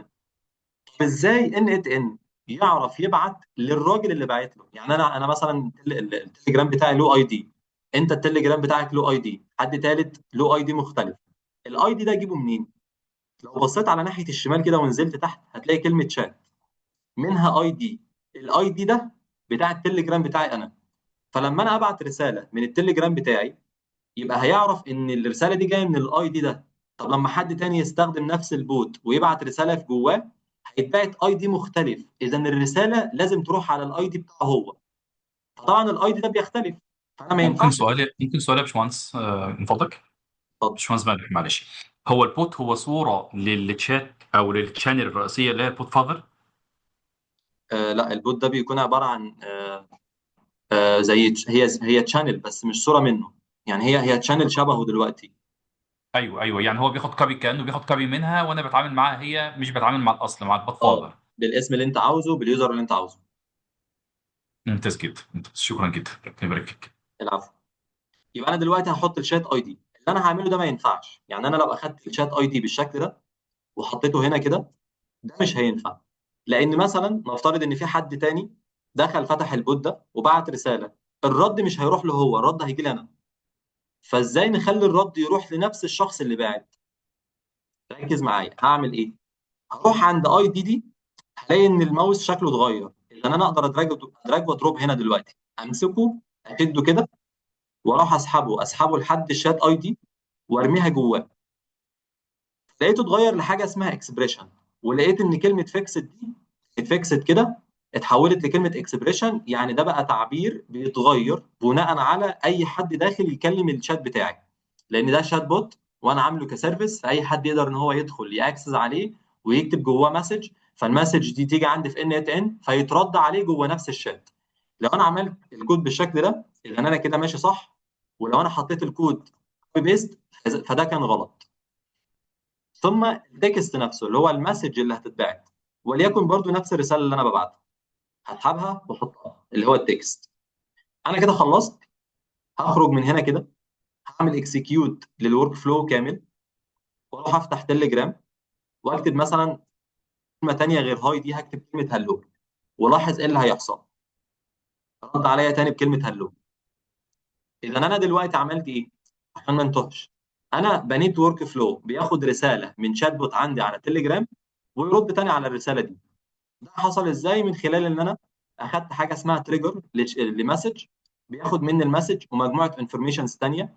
وبعد كده بنروح للنكست ستيب اللي هو هيسند المسج دي. هتلاقيه هنا على اليمين بيسند المين بالظبط. وزي ما اتفقنا لازم اغير الشات اي دي ده على حسب اللي بيسند. لو اي حد فيكم دلوقتي بعت رساله على الشات بوت بتاعتي، هيترد له هو على نفس الايه، الشات بوت بتاعته هو. لحد دلوقتي في حد عنده اي مشكله في الرن؟ يعني حد رن وما اشتغلتش؟ اشتغلت معاكم وردت في نفس المكان؟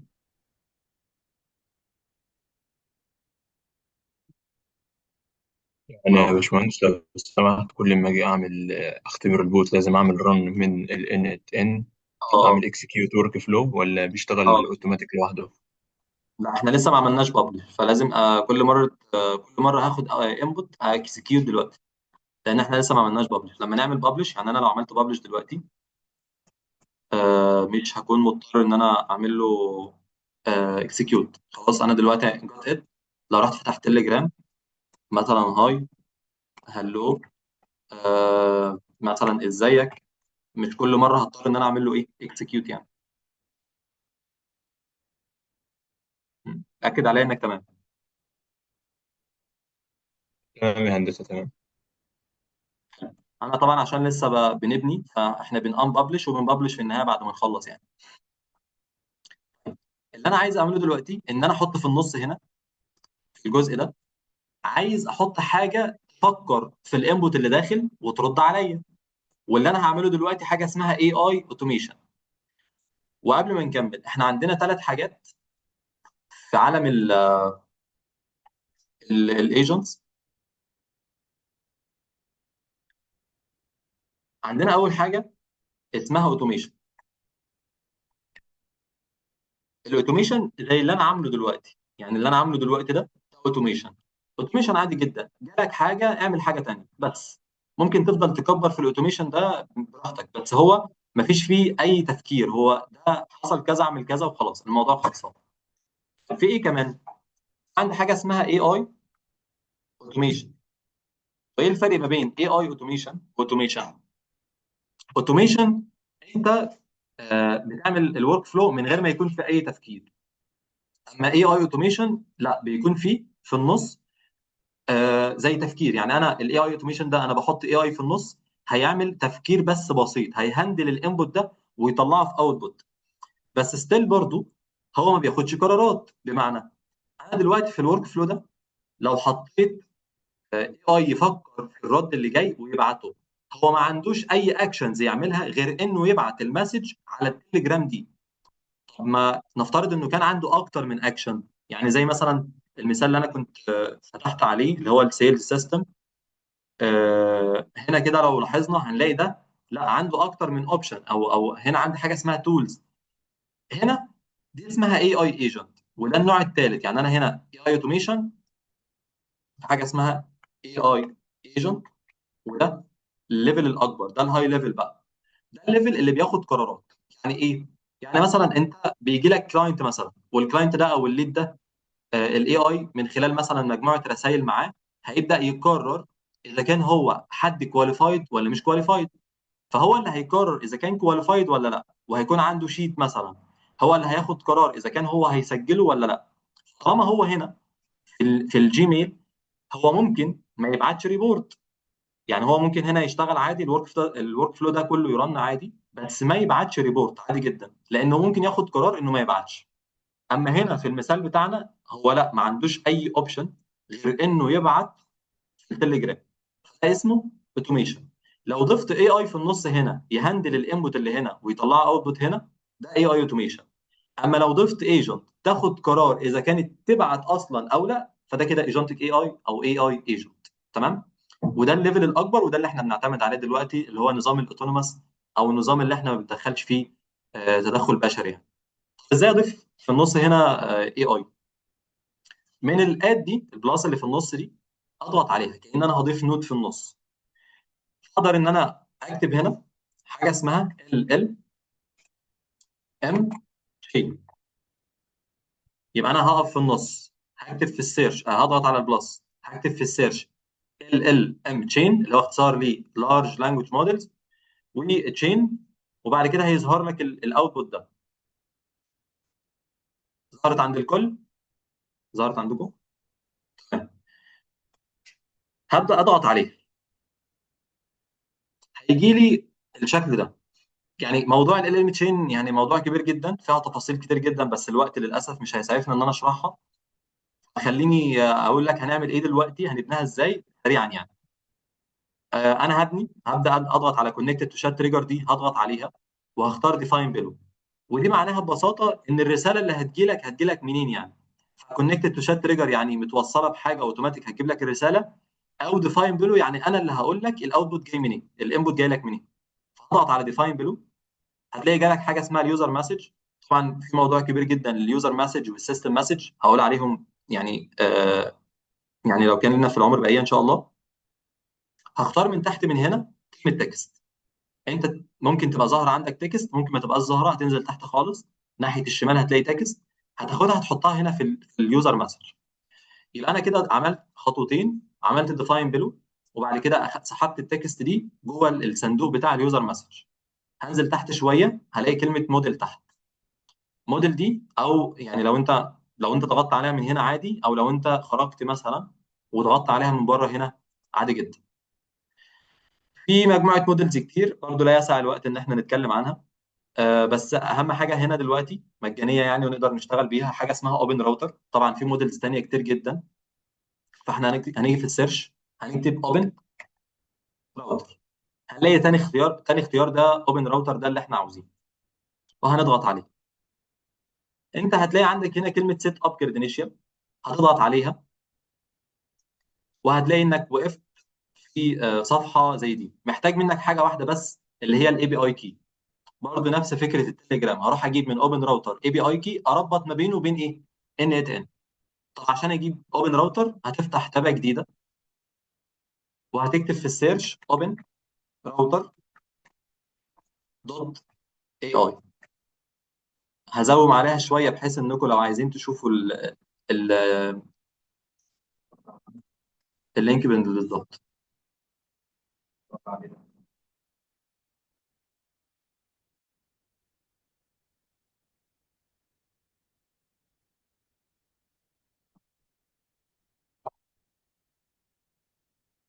كله كاتب؟ كله كتبها تمام؟ ضغط. هو تقريبا فصل. طب والتاني؟ اه تمام.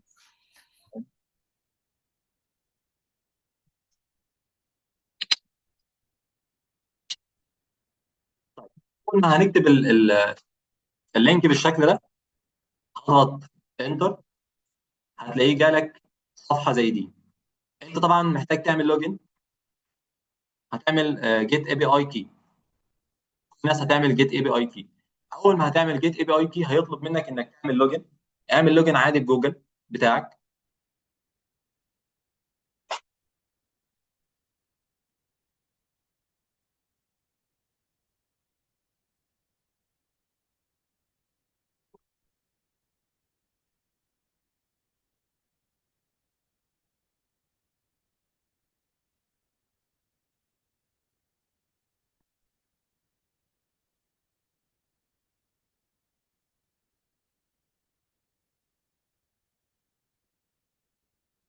لو حد عنده مشكله في التسجيل على اوبن راوتر يقول لي. هو تسجيله سهل. جو تو داشبورد، اضغط على كلمه اوبن راوتر اللي فوق دي ترجعك للصفحه دي، ومنها جيت اي بي اي كي.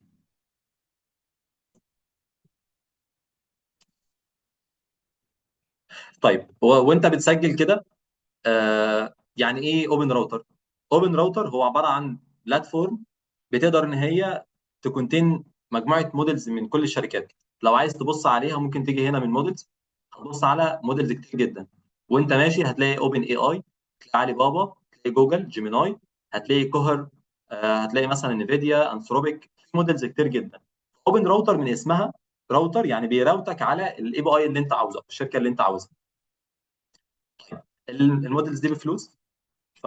واحنا بنتعلم طبعا هنضطر ان احنا نتعلم حاجه مجانيه، فنقدر ان احنا نسبيسيفاي المودلز اللي احنا عايزينها مجانيه من هنا كده من عند برومبت برايسنج. لو ضغطت عليها وسحبت الشريط ده من النهايه كده للبدايه، هتلاحظ ان كل المودلز اللي ظهرت لك دلوقتي بعيدا عن اول اتنين موديل، هم لان اول اتنين موديل دول زي ما يكونوا واخدين سبونسر او حاجه فبيظهروا. فهتلاقي اول موديل ظهر لك ده يعتبر الموديل البيست بالنسبه لنا، هو مجاني وكويس. اسمه ايه؟ كوهر نورث ميني كود. لو انت عايز تجيب ده تشتغل بيه ممكن تدخل جواه كده وتاخده من فوق من هنا كده. هتلاقي علامه الكوبي دي من فوق خالص، هتلاقي تحت الاسم على طول علامه الكوبي دي. خده كوبي وخلي معاك. هترجع تاني تطلع على الاوبن راوتر، هتلاقي في كلمه جيت اي بي اي كي، هتضغط عليها. هتلاقي نيو كي، هتضغط عليه وهتكتب مثلا ورك شوب مثلا، او اللي انت عاوزه، الاسم اللي انت عاوزه مش هتفرق معاك. يبقى انت دخلت على اي بي اي كيز، نيو كي، هتلاقي فيه الاسم ثم كرييت. جالك هنا كده لينك، اضغط كرييت، ما تختارش حاجه تانيه. خد اللينك ده كوبي هو كمان، وروح على ان اي تي ان، حط اللينك ده هنا كده، حط الاي بي اي كي ده هنا كده، وبعد كده اضغط سيف. دن. يبقى انت كده ربطت اوبن راوتر ان اي تي ان بتاعك. لو خلصت خلاص، يبقى انت دلوقتي هتلاقي الورك شوب ده بقى موجود، فتقدر ان انت تبص على اليوزج بتاعك من هنا. طبعا عشان هما كلهم اصلا مجانيين وكده، فتقدر انك انت ايه مش هتسحب يوزج اصلا. طيب خلاص احنا هنا خلصنا. اللي انا عايزك بس تفهمه وتستوعبه دلوقتي، احنا ربطنا ان اي تي ان باومن راوتر، فكل المودلز اللي احنا هنستخدمها هي مودلز دلوقتي مربوطه بالاي بي اي كي بتاعك، بالبروفايل بتاعك. انت دلوقتي لو جيت تختار موديل من هنا، هتختار موديل من الاي بي اي اللي انت كريته. طب احنا كنا عملنا في الكليب بورد بتاعتنا كنترول في للموديل ده، يبقى في الموديل اللي احنا كنا اخدناه كنترول سي، ممكن نحطه هنا كده. ممكن كمان لو انت ما اخدتوش كوبي تكتب كلمه فري بالشكل ده، وتطلع فوق خالص هتلاقي تاني موديل من فوق اسمه نفس اسم الموديل اللي احنا اخترناه، هتضغط عليه يبقى احنا كده اخترنا الموديل. لو اخترنا الموديل هنخرج بره بالشكل ده. تاني، الموديل ده، اخترت الموديل خلاص، اخترته، اخرج بره خالص، يبقى انت كده خلاص بنيت التشين بتاعتك كامله. اللي احنا عاوزينه دلوقتي اننا ندخل جوه تليجرام. هتلاقي في كلمه اكسكيوت ستيب. الفرق ما بين اكسكيوت ستيب واكسكيوت ورك فلو ان انا برن ورك فلو كامل في اكسكيوت ورك فلو، ولما اعمل اكسكيوت ستيب يبقى انا برن ايه، نود واحده بس لوحدها ملهاش علاقه بكل النودز الباقيه. فلو عملت اكسكيوت ستيب هو دلوقتي بيقول لي انا listening لاي ايفنت يحصل طبعا في تليجرام. نفتح الشات ونكتب مثلا هلو وبعد كده انتر. هتلاقي الورك فلو او هتلاقيها ضن دلوقتي رنت معاك، وهتلاقي الاوتبوت جالك على اليمين. ادخل لنكست ستيب، هتلاقي ان الورك فلو ده كده تمام. احنا بما ان احنا كنا سحبنا كلمه تكست هنا، هتلاقيه جايب لك هنا كلمه هلو. يعني الانبوت الحالي، الانبوت اللي انت مدخله حالا في الورك فلو بتاعك هو كلمه هلو. الرنايه دلوقتي، الاكسكيوت دلوقتي بيحتوي على كلمه هلو جايه لك من التليجرام. دخلتها للاي اي موديل وبنيت ال ام تشين او بنيت لانجوج موديل، يعني اللي هو من اوبن راوتر اللي احنا اخترناه، اللي هو الموديل ده. والموديل ده دلوقتي هيفكر في الكلمه اللي انت اديتها له اللي هي هلو ويبعت لك الرد. نشغله ازاي؟ من اكسكيوت ستيب. الاوتبوت بتاع كلمه هلو من الاي اي موديل اللي احنا طلعناه هتلاقيه جالك هنا على اليمين. هلو اي كوماند. انا مثلا كوهر اي اي اسيستنت بيشرح لك هو مين يعني، بس هو رد التحيه بتاعت ايه؟ هلو. لو دخلت على النود اللي بعد كده هتلاحظ ان انا هنا كده عندي حاجه اسمها الاي دي، مديني علامه حمراء لان الاي دي دلوقتي اتغير. الاي دي المسار بتاعه اتغير، ودي حاجه في كتابه الاكسبريشن محتاجه شويه وقت عشان الوقت بتاعنا. ممكن بس ننزل تحت كده هتلاقي الاي دي موجود، تسحبه تاني. بس كل عليك انك هتسحب الاي دي تاني بكل بساطه.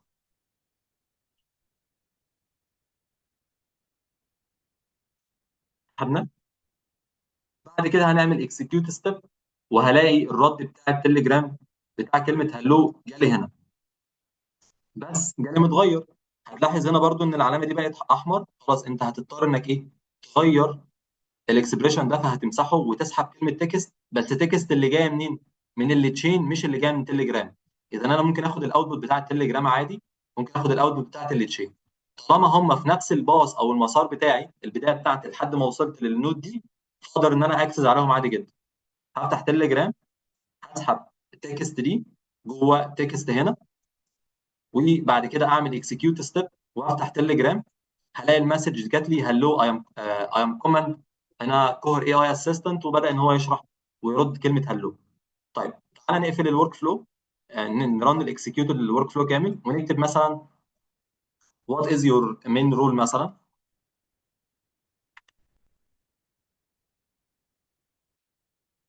وابدا اعمل انتر. هتلاقي هنا ده بيرن وده بيرن وده رن، جاب لك الاوتبوت هنا. هتلاقي كلمه this message was sent automatically بانت ان. لو انت متضايق من الكلمه دي وعايز تشيلها، هتدخل جوه النود بتاع التليجرام النهائيه اللي بتبعت دي، هتدخل جواها، هتنزل تحت خالص هتلاقي كلمه اد فيلد، هتضغط عليها. هتلاقي كلمه append init attribution، هتضغط عليها برضو، هتلاقيها معموله اون. خليها اوف واعمل اكسكيوت ستيب تاني وانت واقف كده، وبص على تليجرام هتلاقي العلامه راحت ما بقتش موجوده. يبقى انا اقدر ان انا اهندل الاوتبوت اللي جاي لي في الرساله بتاعتي على تليجرام. خلاص خلصنا. ممكن بكل بساطه نعمل ببلش وببلش تاني. اعمل معايا ببلش تاني وجوت ات، ويبقى كده الورك فلو ده بقى شغال عادي جدا. تقدر تفتح التليجرام وتتكلم زي ما انت عاوز مع الاي اي دلوقتي. هتقول له مثلا مثلا وات از اي اي مثلا ايجنت.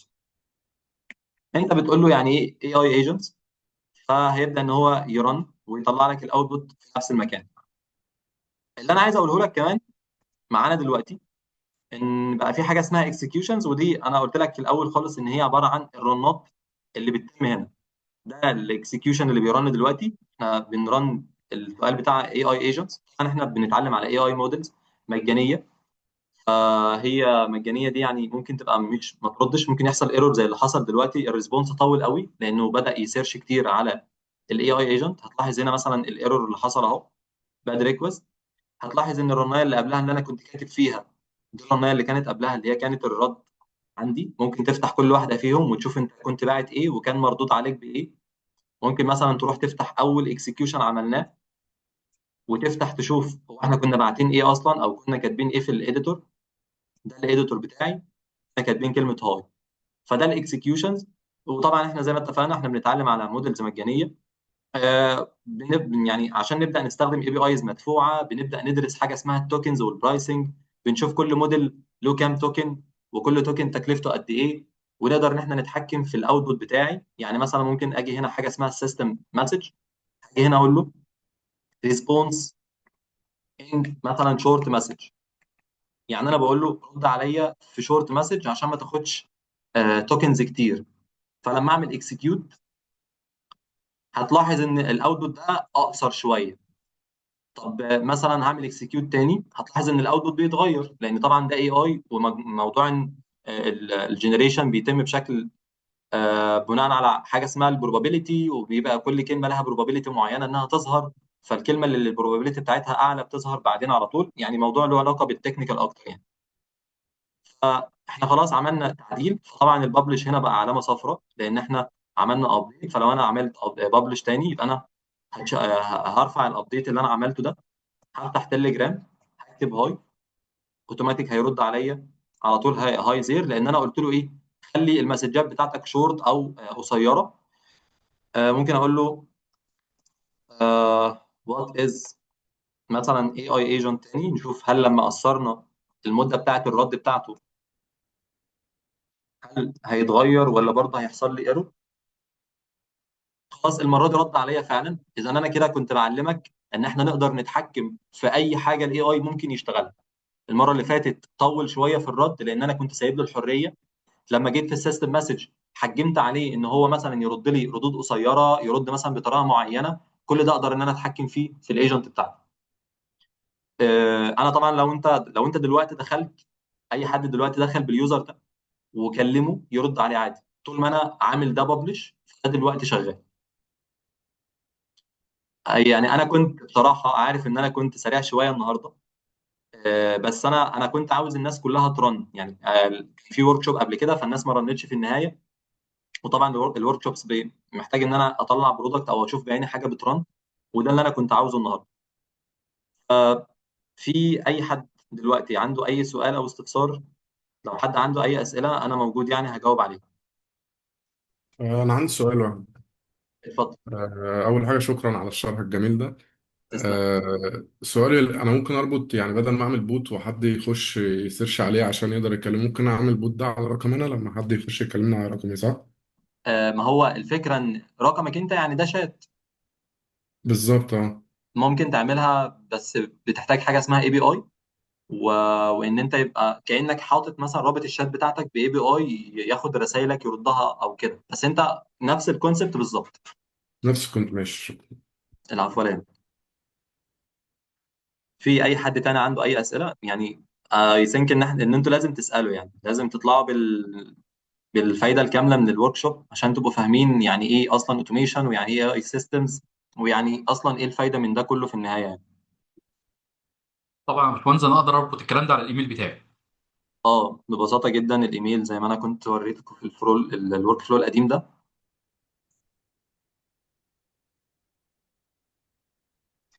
لو لاحظت هنا كده انا باعت على ميل اهو.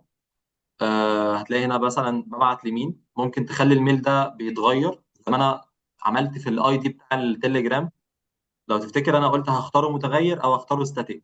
هو كده ستاتيك يعني هيبعت على الميل ده كل مره. ممكن اطلب مثلا من ضمن الانبوت اللي بيجي لي مثلا من الليد اللي هنا، اطلب منه انه يدخل لي الايميل وبناء عليه هبعت له هو على الميل بتاعه مش هبعت على الميل بتاعي.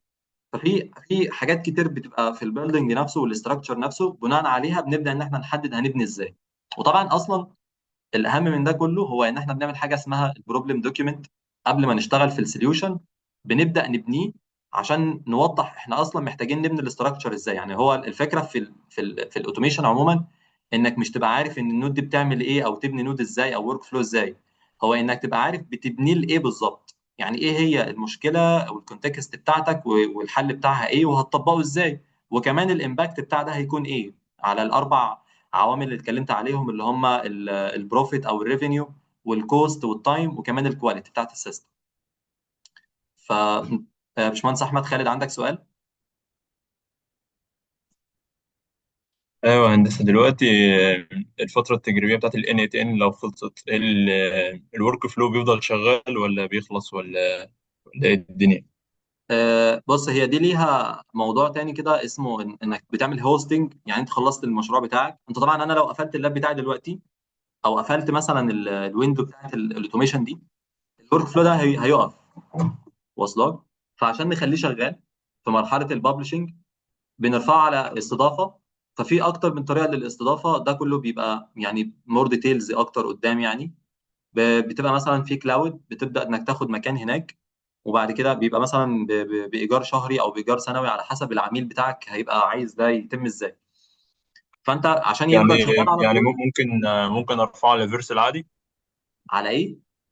فيرسل استضافه ولا اه، بيبقى له نوع معين؟ ايوه، ممكن ترفعه على اي موقع استضافه، مفيش مشكله. اكد عليا انك فهمت. تمام، شكرا يا هندسه. العفو عليا. في اي حد تاني عنده سؤال؟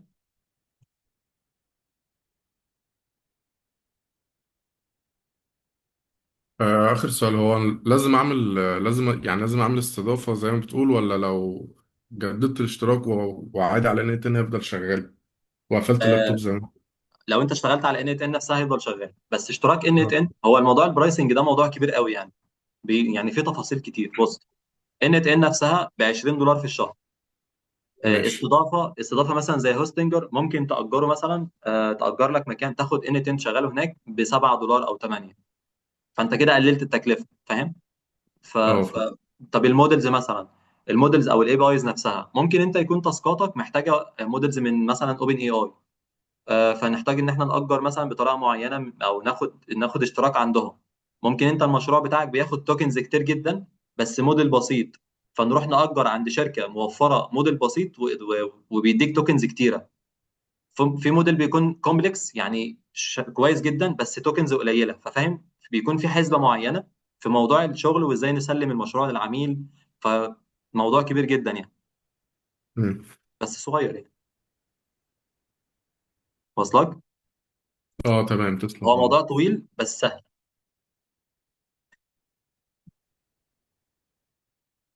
في حد تاني عنده اي سؤال؟ انا على فكره بحب الاسئله، يعني محدش يفكر ان الاسئله بالنسبه لي. نوع البيزنس اللي بيجي بالشكل ده يا باشمهندس احمد ايه؟ يعني ايه البيزنس بيجي ازاي في الشكل في الشغل ده؟ يعني بيجي شركه مثلا عايزه اوتوميت وورك، بيجي بحيث ان ما يضيعش وقت الناس اللي شغاله في الرد على حاجه معينه، على مسجز معينه، على تشات هقول بوت لحضرتك مثلا او حاجه زي كده. هقول لحضرتك احنا الشغل عندنا دايما في السوق 3 انواع. اما ان انت اصلا سبيسيفايد في حاجه زي كده، يعني انت هتبقى مثلا اوتوميشن اركتكت مثلا. فانت العملاء هيجوا لك يقول لك انا عايز سيستم يعمل لي كذا، عايز اوتوميشن ياخد لي مثلا الداتا بتاعتي من على الويب سايت بتاعي ويبعتها لي مثلا على تليجرام. تمام؟ ده فيلد، يعني انت تبقى متخصص اوتوميشن بس. ده اول حاجه. فده طبعا موجود كتير جدا على خمسات ومستقل وفريلانس ويب سايتس كتير جدا، وحتى كان جالي اكتر من فرصه في حاجه زي كده في السعوديه، ان هم عندهم الموضوع عايزينه يتم بشكل اوتوميتد. فده كان من ضمن الجوبس اللي اتعرضت عليا يعني. طيب، وطبعا لو انت بصيت على لينكد ان ممكن ابقى اديك نظره عليه، في شغل كتير جدا. طيب، تاني نوع وهو ان انا شغلي بيبقى محتاج ان انا ادمج حاجه فيه. يعني انا مثلا سيلز مثلا، فممكن اعمل اوتوميشن يساعدني في كام حاجه يسهل عليا الدنيا. ممكن انا مثلا كونتنت كريتور، فاعمل مثلا ورك فلو يجنريت تاسكات او يجنريت مثلا بوستات على لينكد ان بشكل مثلا متكرر. يبقى انا ده بيساعدني في شغلانه تخصني. يعني لو حضرتك بصيت هنا هتلاقي ان ده عباره عن ورك فلو بيجنريت بوستات بالصور بتاعتها بالهاشتاجز كمان. يعني لو حضرتك بصيت هنا كده هتلاقي هنا كده التوبيك نفسه، يعني انا هتكلم عن ايه في البوست، الكونتنت بتاع البوست، الهاشتاجز اللي هتتحط، والصوره بتاعتي. وكل ده هيتبعت لك، سواء كنت محتاج تبعته على مثلا تليجرام او انت ممكن ترفعه في بوست على لينكد ان على طول. انت هنا ممكن تخليه يساعدك في شغلك. اما بالنسبه للنقطه الثالثه، انك اصلا بزنس اونر وعندك الشغل بتاعك ومحتاج تعمل له اوتوميشن، يبقى انت عندك 3 حاجات: اما ان انت هتشتغل بشكل تخصيصي في الاوتوميشن، او انك تخليه يساعدك في شغلك، او الحاجه الثالثه ان انت تخليه انك بيزنس اونر فعايز السيستم بتاعك يتأتمت كامل يعني. ماشي. ممكن مثلا افتح مع حضرتك حاجه زي لينكد ان. ده طبعا بروفايلي، فلو انتوا حابين تبقوا موجودين عندي يعني ممكن ابعت لكم اللينك بتاعه في الشات. انا عايز اكمل 20,000. ممكن هنا تضغط على الجوبس. هتلاحظ مثلا انت هو عامل لك ريكومند للجوبس اللي هي بيكس فور يو، اللي هو من وجهه نظره ان هي مناسبه ليك، بس ده في الغالب ما بيحصلش. انا مثلا كنت مسرش عن الايجنتك اي اي اوتوميشن والايجنتك اي اي اوتوميشن مره ومره كمان، فببص على الدنيا. فلو جيت انا سرشت تاني ولاحظت وشلت دي مثلا، خليتها ريست وخليتها مش ايزي ابلاي، مش ايزي ابلاي، هتلاحظ ان دي اكتر من 99 جوب موجودين حاليا محتاجين اوتوميشن. طيب هنا مثلا هتلاقي اي اي ايجنت انجينير، هتقرا ريكويرمنتس. ممكن مثلا قدام نشرح ازاي اليه التعامل مع لينكد ان، وازاي نقدر ان احنا نخليه يعني البروفايل بتاعنا عليه كويس، نقدر نقدم على جوبس، نحط عليه خدمات. بقى موجود عليه ان احنا نحط خدمات في تراكس، يعني بقى في بوزيشنز كتير جدا متاحه لمهندس الاوتوميشن. حتى كمان في اي اي برومبت انجينير، اللي هو اصلا حد بيكتب برومبتس. فبقى في كمان سبيشاليزيشن على التخصصات اللي موجوده عندنا. هنا ايجنتك سوفت وير انجينير، هنا مثلا اي اي ايجنتك ليد. في بوزيشنز كتير جدا الفتره الاخيره موجوده يعني. ها تمام، جاوبتك على سؤالك. اه واضح جدا، ربنا يبارك فيك، الف شكر شكرا. ولا يهمك، العفو. خلي بالك ده في مصر بس، يعني ممكن نغير بقى اللوكيشن بتاعنا براحتنا. هي طبعا عشان ام الدنيا فمش هنغير.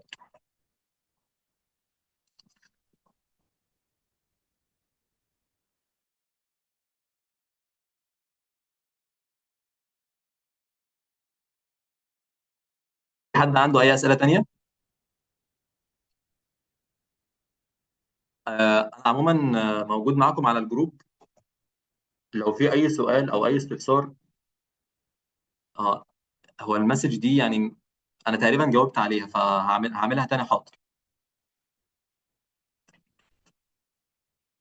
في حد عنده اي سؤال قبل ما نخلص؟ الباشمهندس اللي بيسأل ازاي اشيل الجزئيه بتاعت this message was sent by NetN.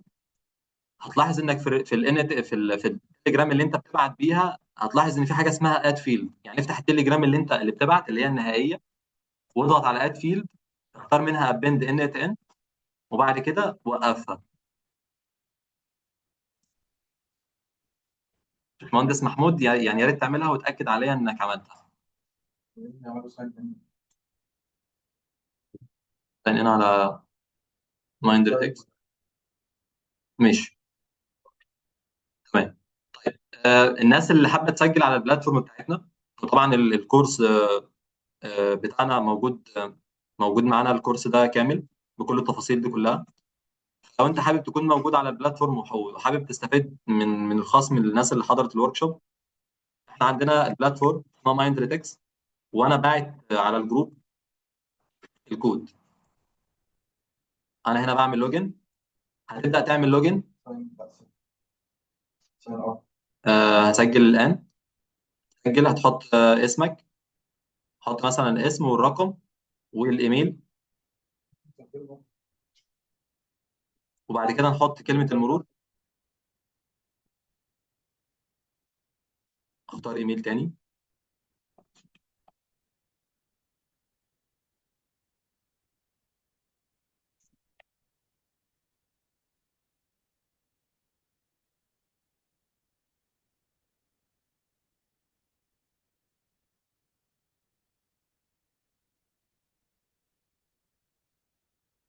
وبعد كده هتلاقي عندك كود خصم الورشه.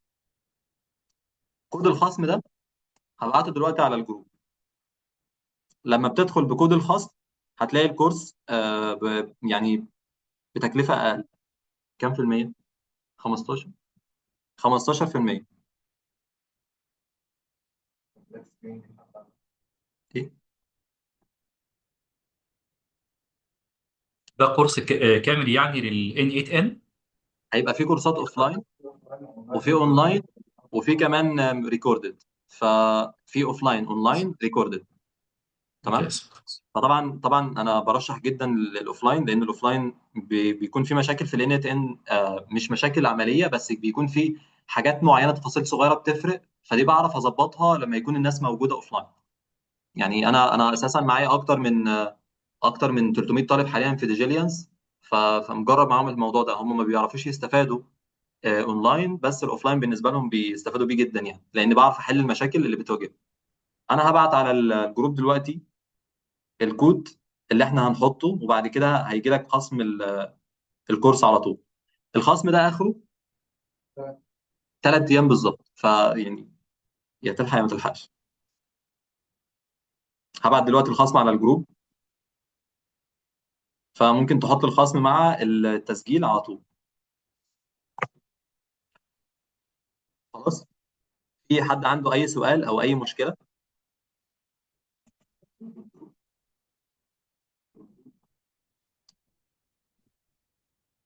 بعت لي رساله على الواتساب على طول.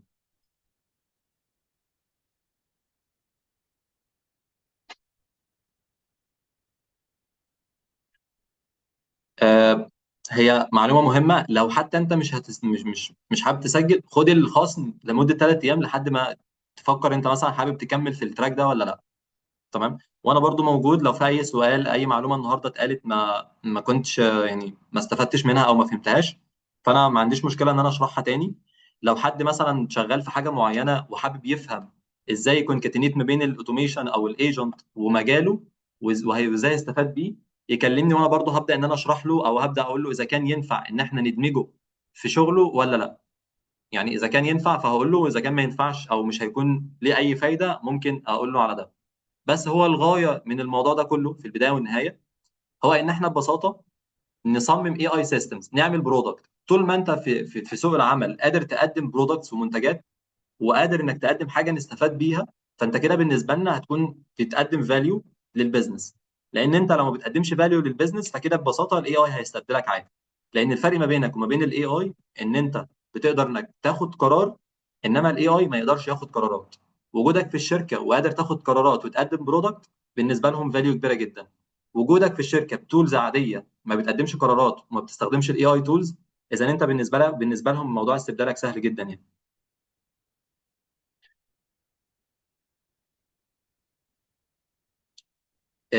انا بصراحه حابب اعتذر ان انا طولت شويه، اقصد ما طولت شويه معاكم يعني، بس هو بجد الوقت قليل جدا وقصير. فحبيت ان انا في النهايه اقول كل حاجه في نفس الوقت عشان ما يبقاش في حاجه في السيشن ما اتقالتش. فانا عاوز اسال لو كان في حد عنده اي سؤال او استفسار، حد لسه ما سجلش وعنده مشكله في التسجيل يعرفني. لو حد جه يسجل بعد الورك شوب بالنسبه للريكورد، عشان لو حد يسمع الريكورد وما مش ما قدرش يسجل ممكن يبعت ان احنا نساعده يسجل على البلاتفورم على طول. في حد عنده اي اسئله؟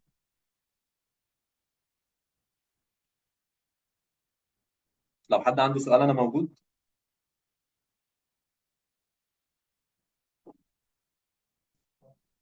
تمام. طيب. آه انا اتبسطت جدا ان معاكم النهارده، واتمنى ان شاء الله ما تبقاش الفرصه الاخيره ونستفاد من بعض اكتر واكتر. انا برضو زي ما قلت يعني، احنا لو في اي سؤال او استفسارات انا موجود معاكم على طول على الواتساب. انا رقم اللي على الواتساب على طول ده رقم البرايفت، فتقدر انك انت تبعت لي عادي وتسال. تمام. في حد عنده اي اسئله قبل ما نخرج؟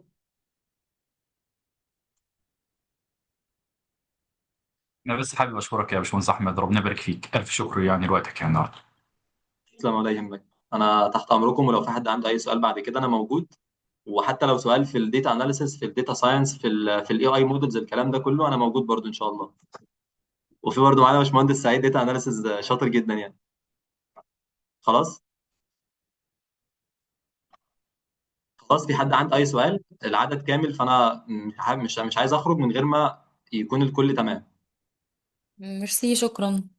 العفو ولا يهمك.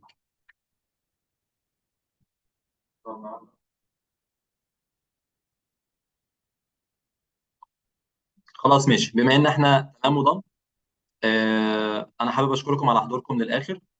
وان شاء الله ما يبقاش ده اخر تجمع لينا، واشوفكم ان شاء الله في تجمعات تانية باذن الله. السلام عليكم. مع السلامة. عليكم السلام ورحمة الله.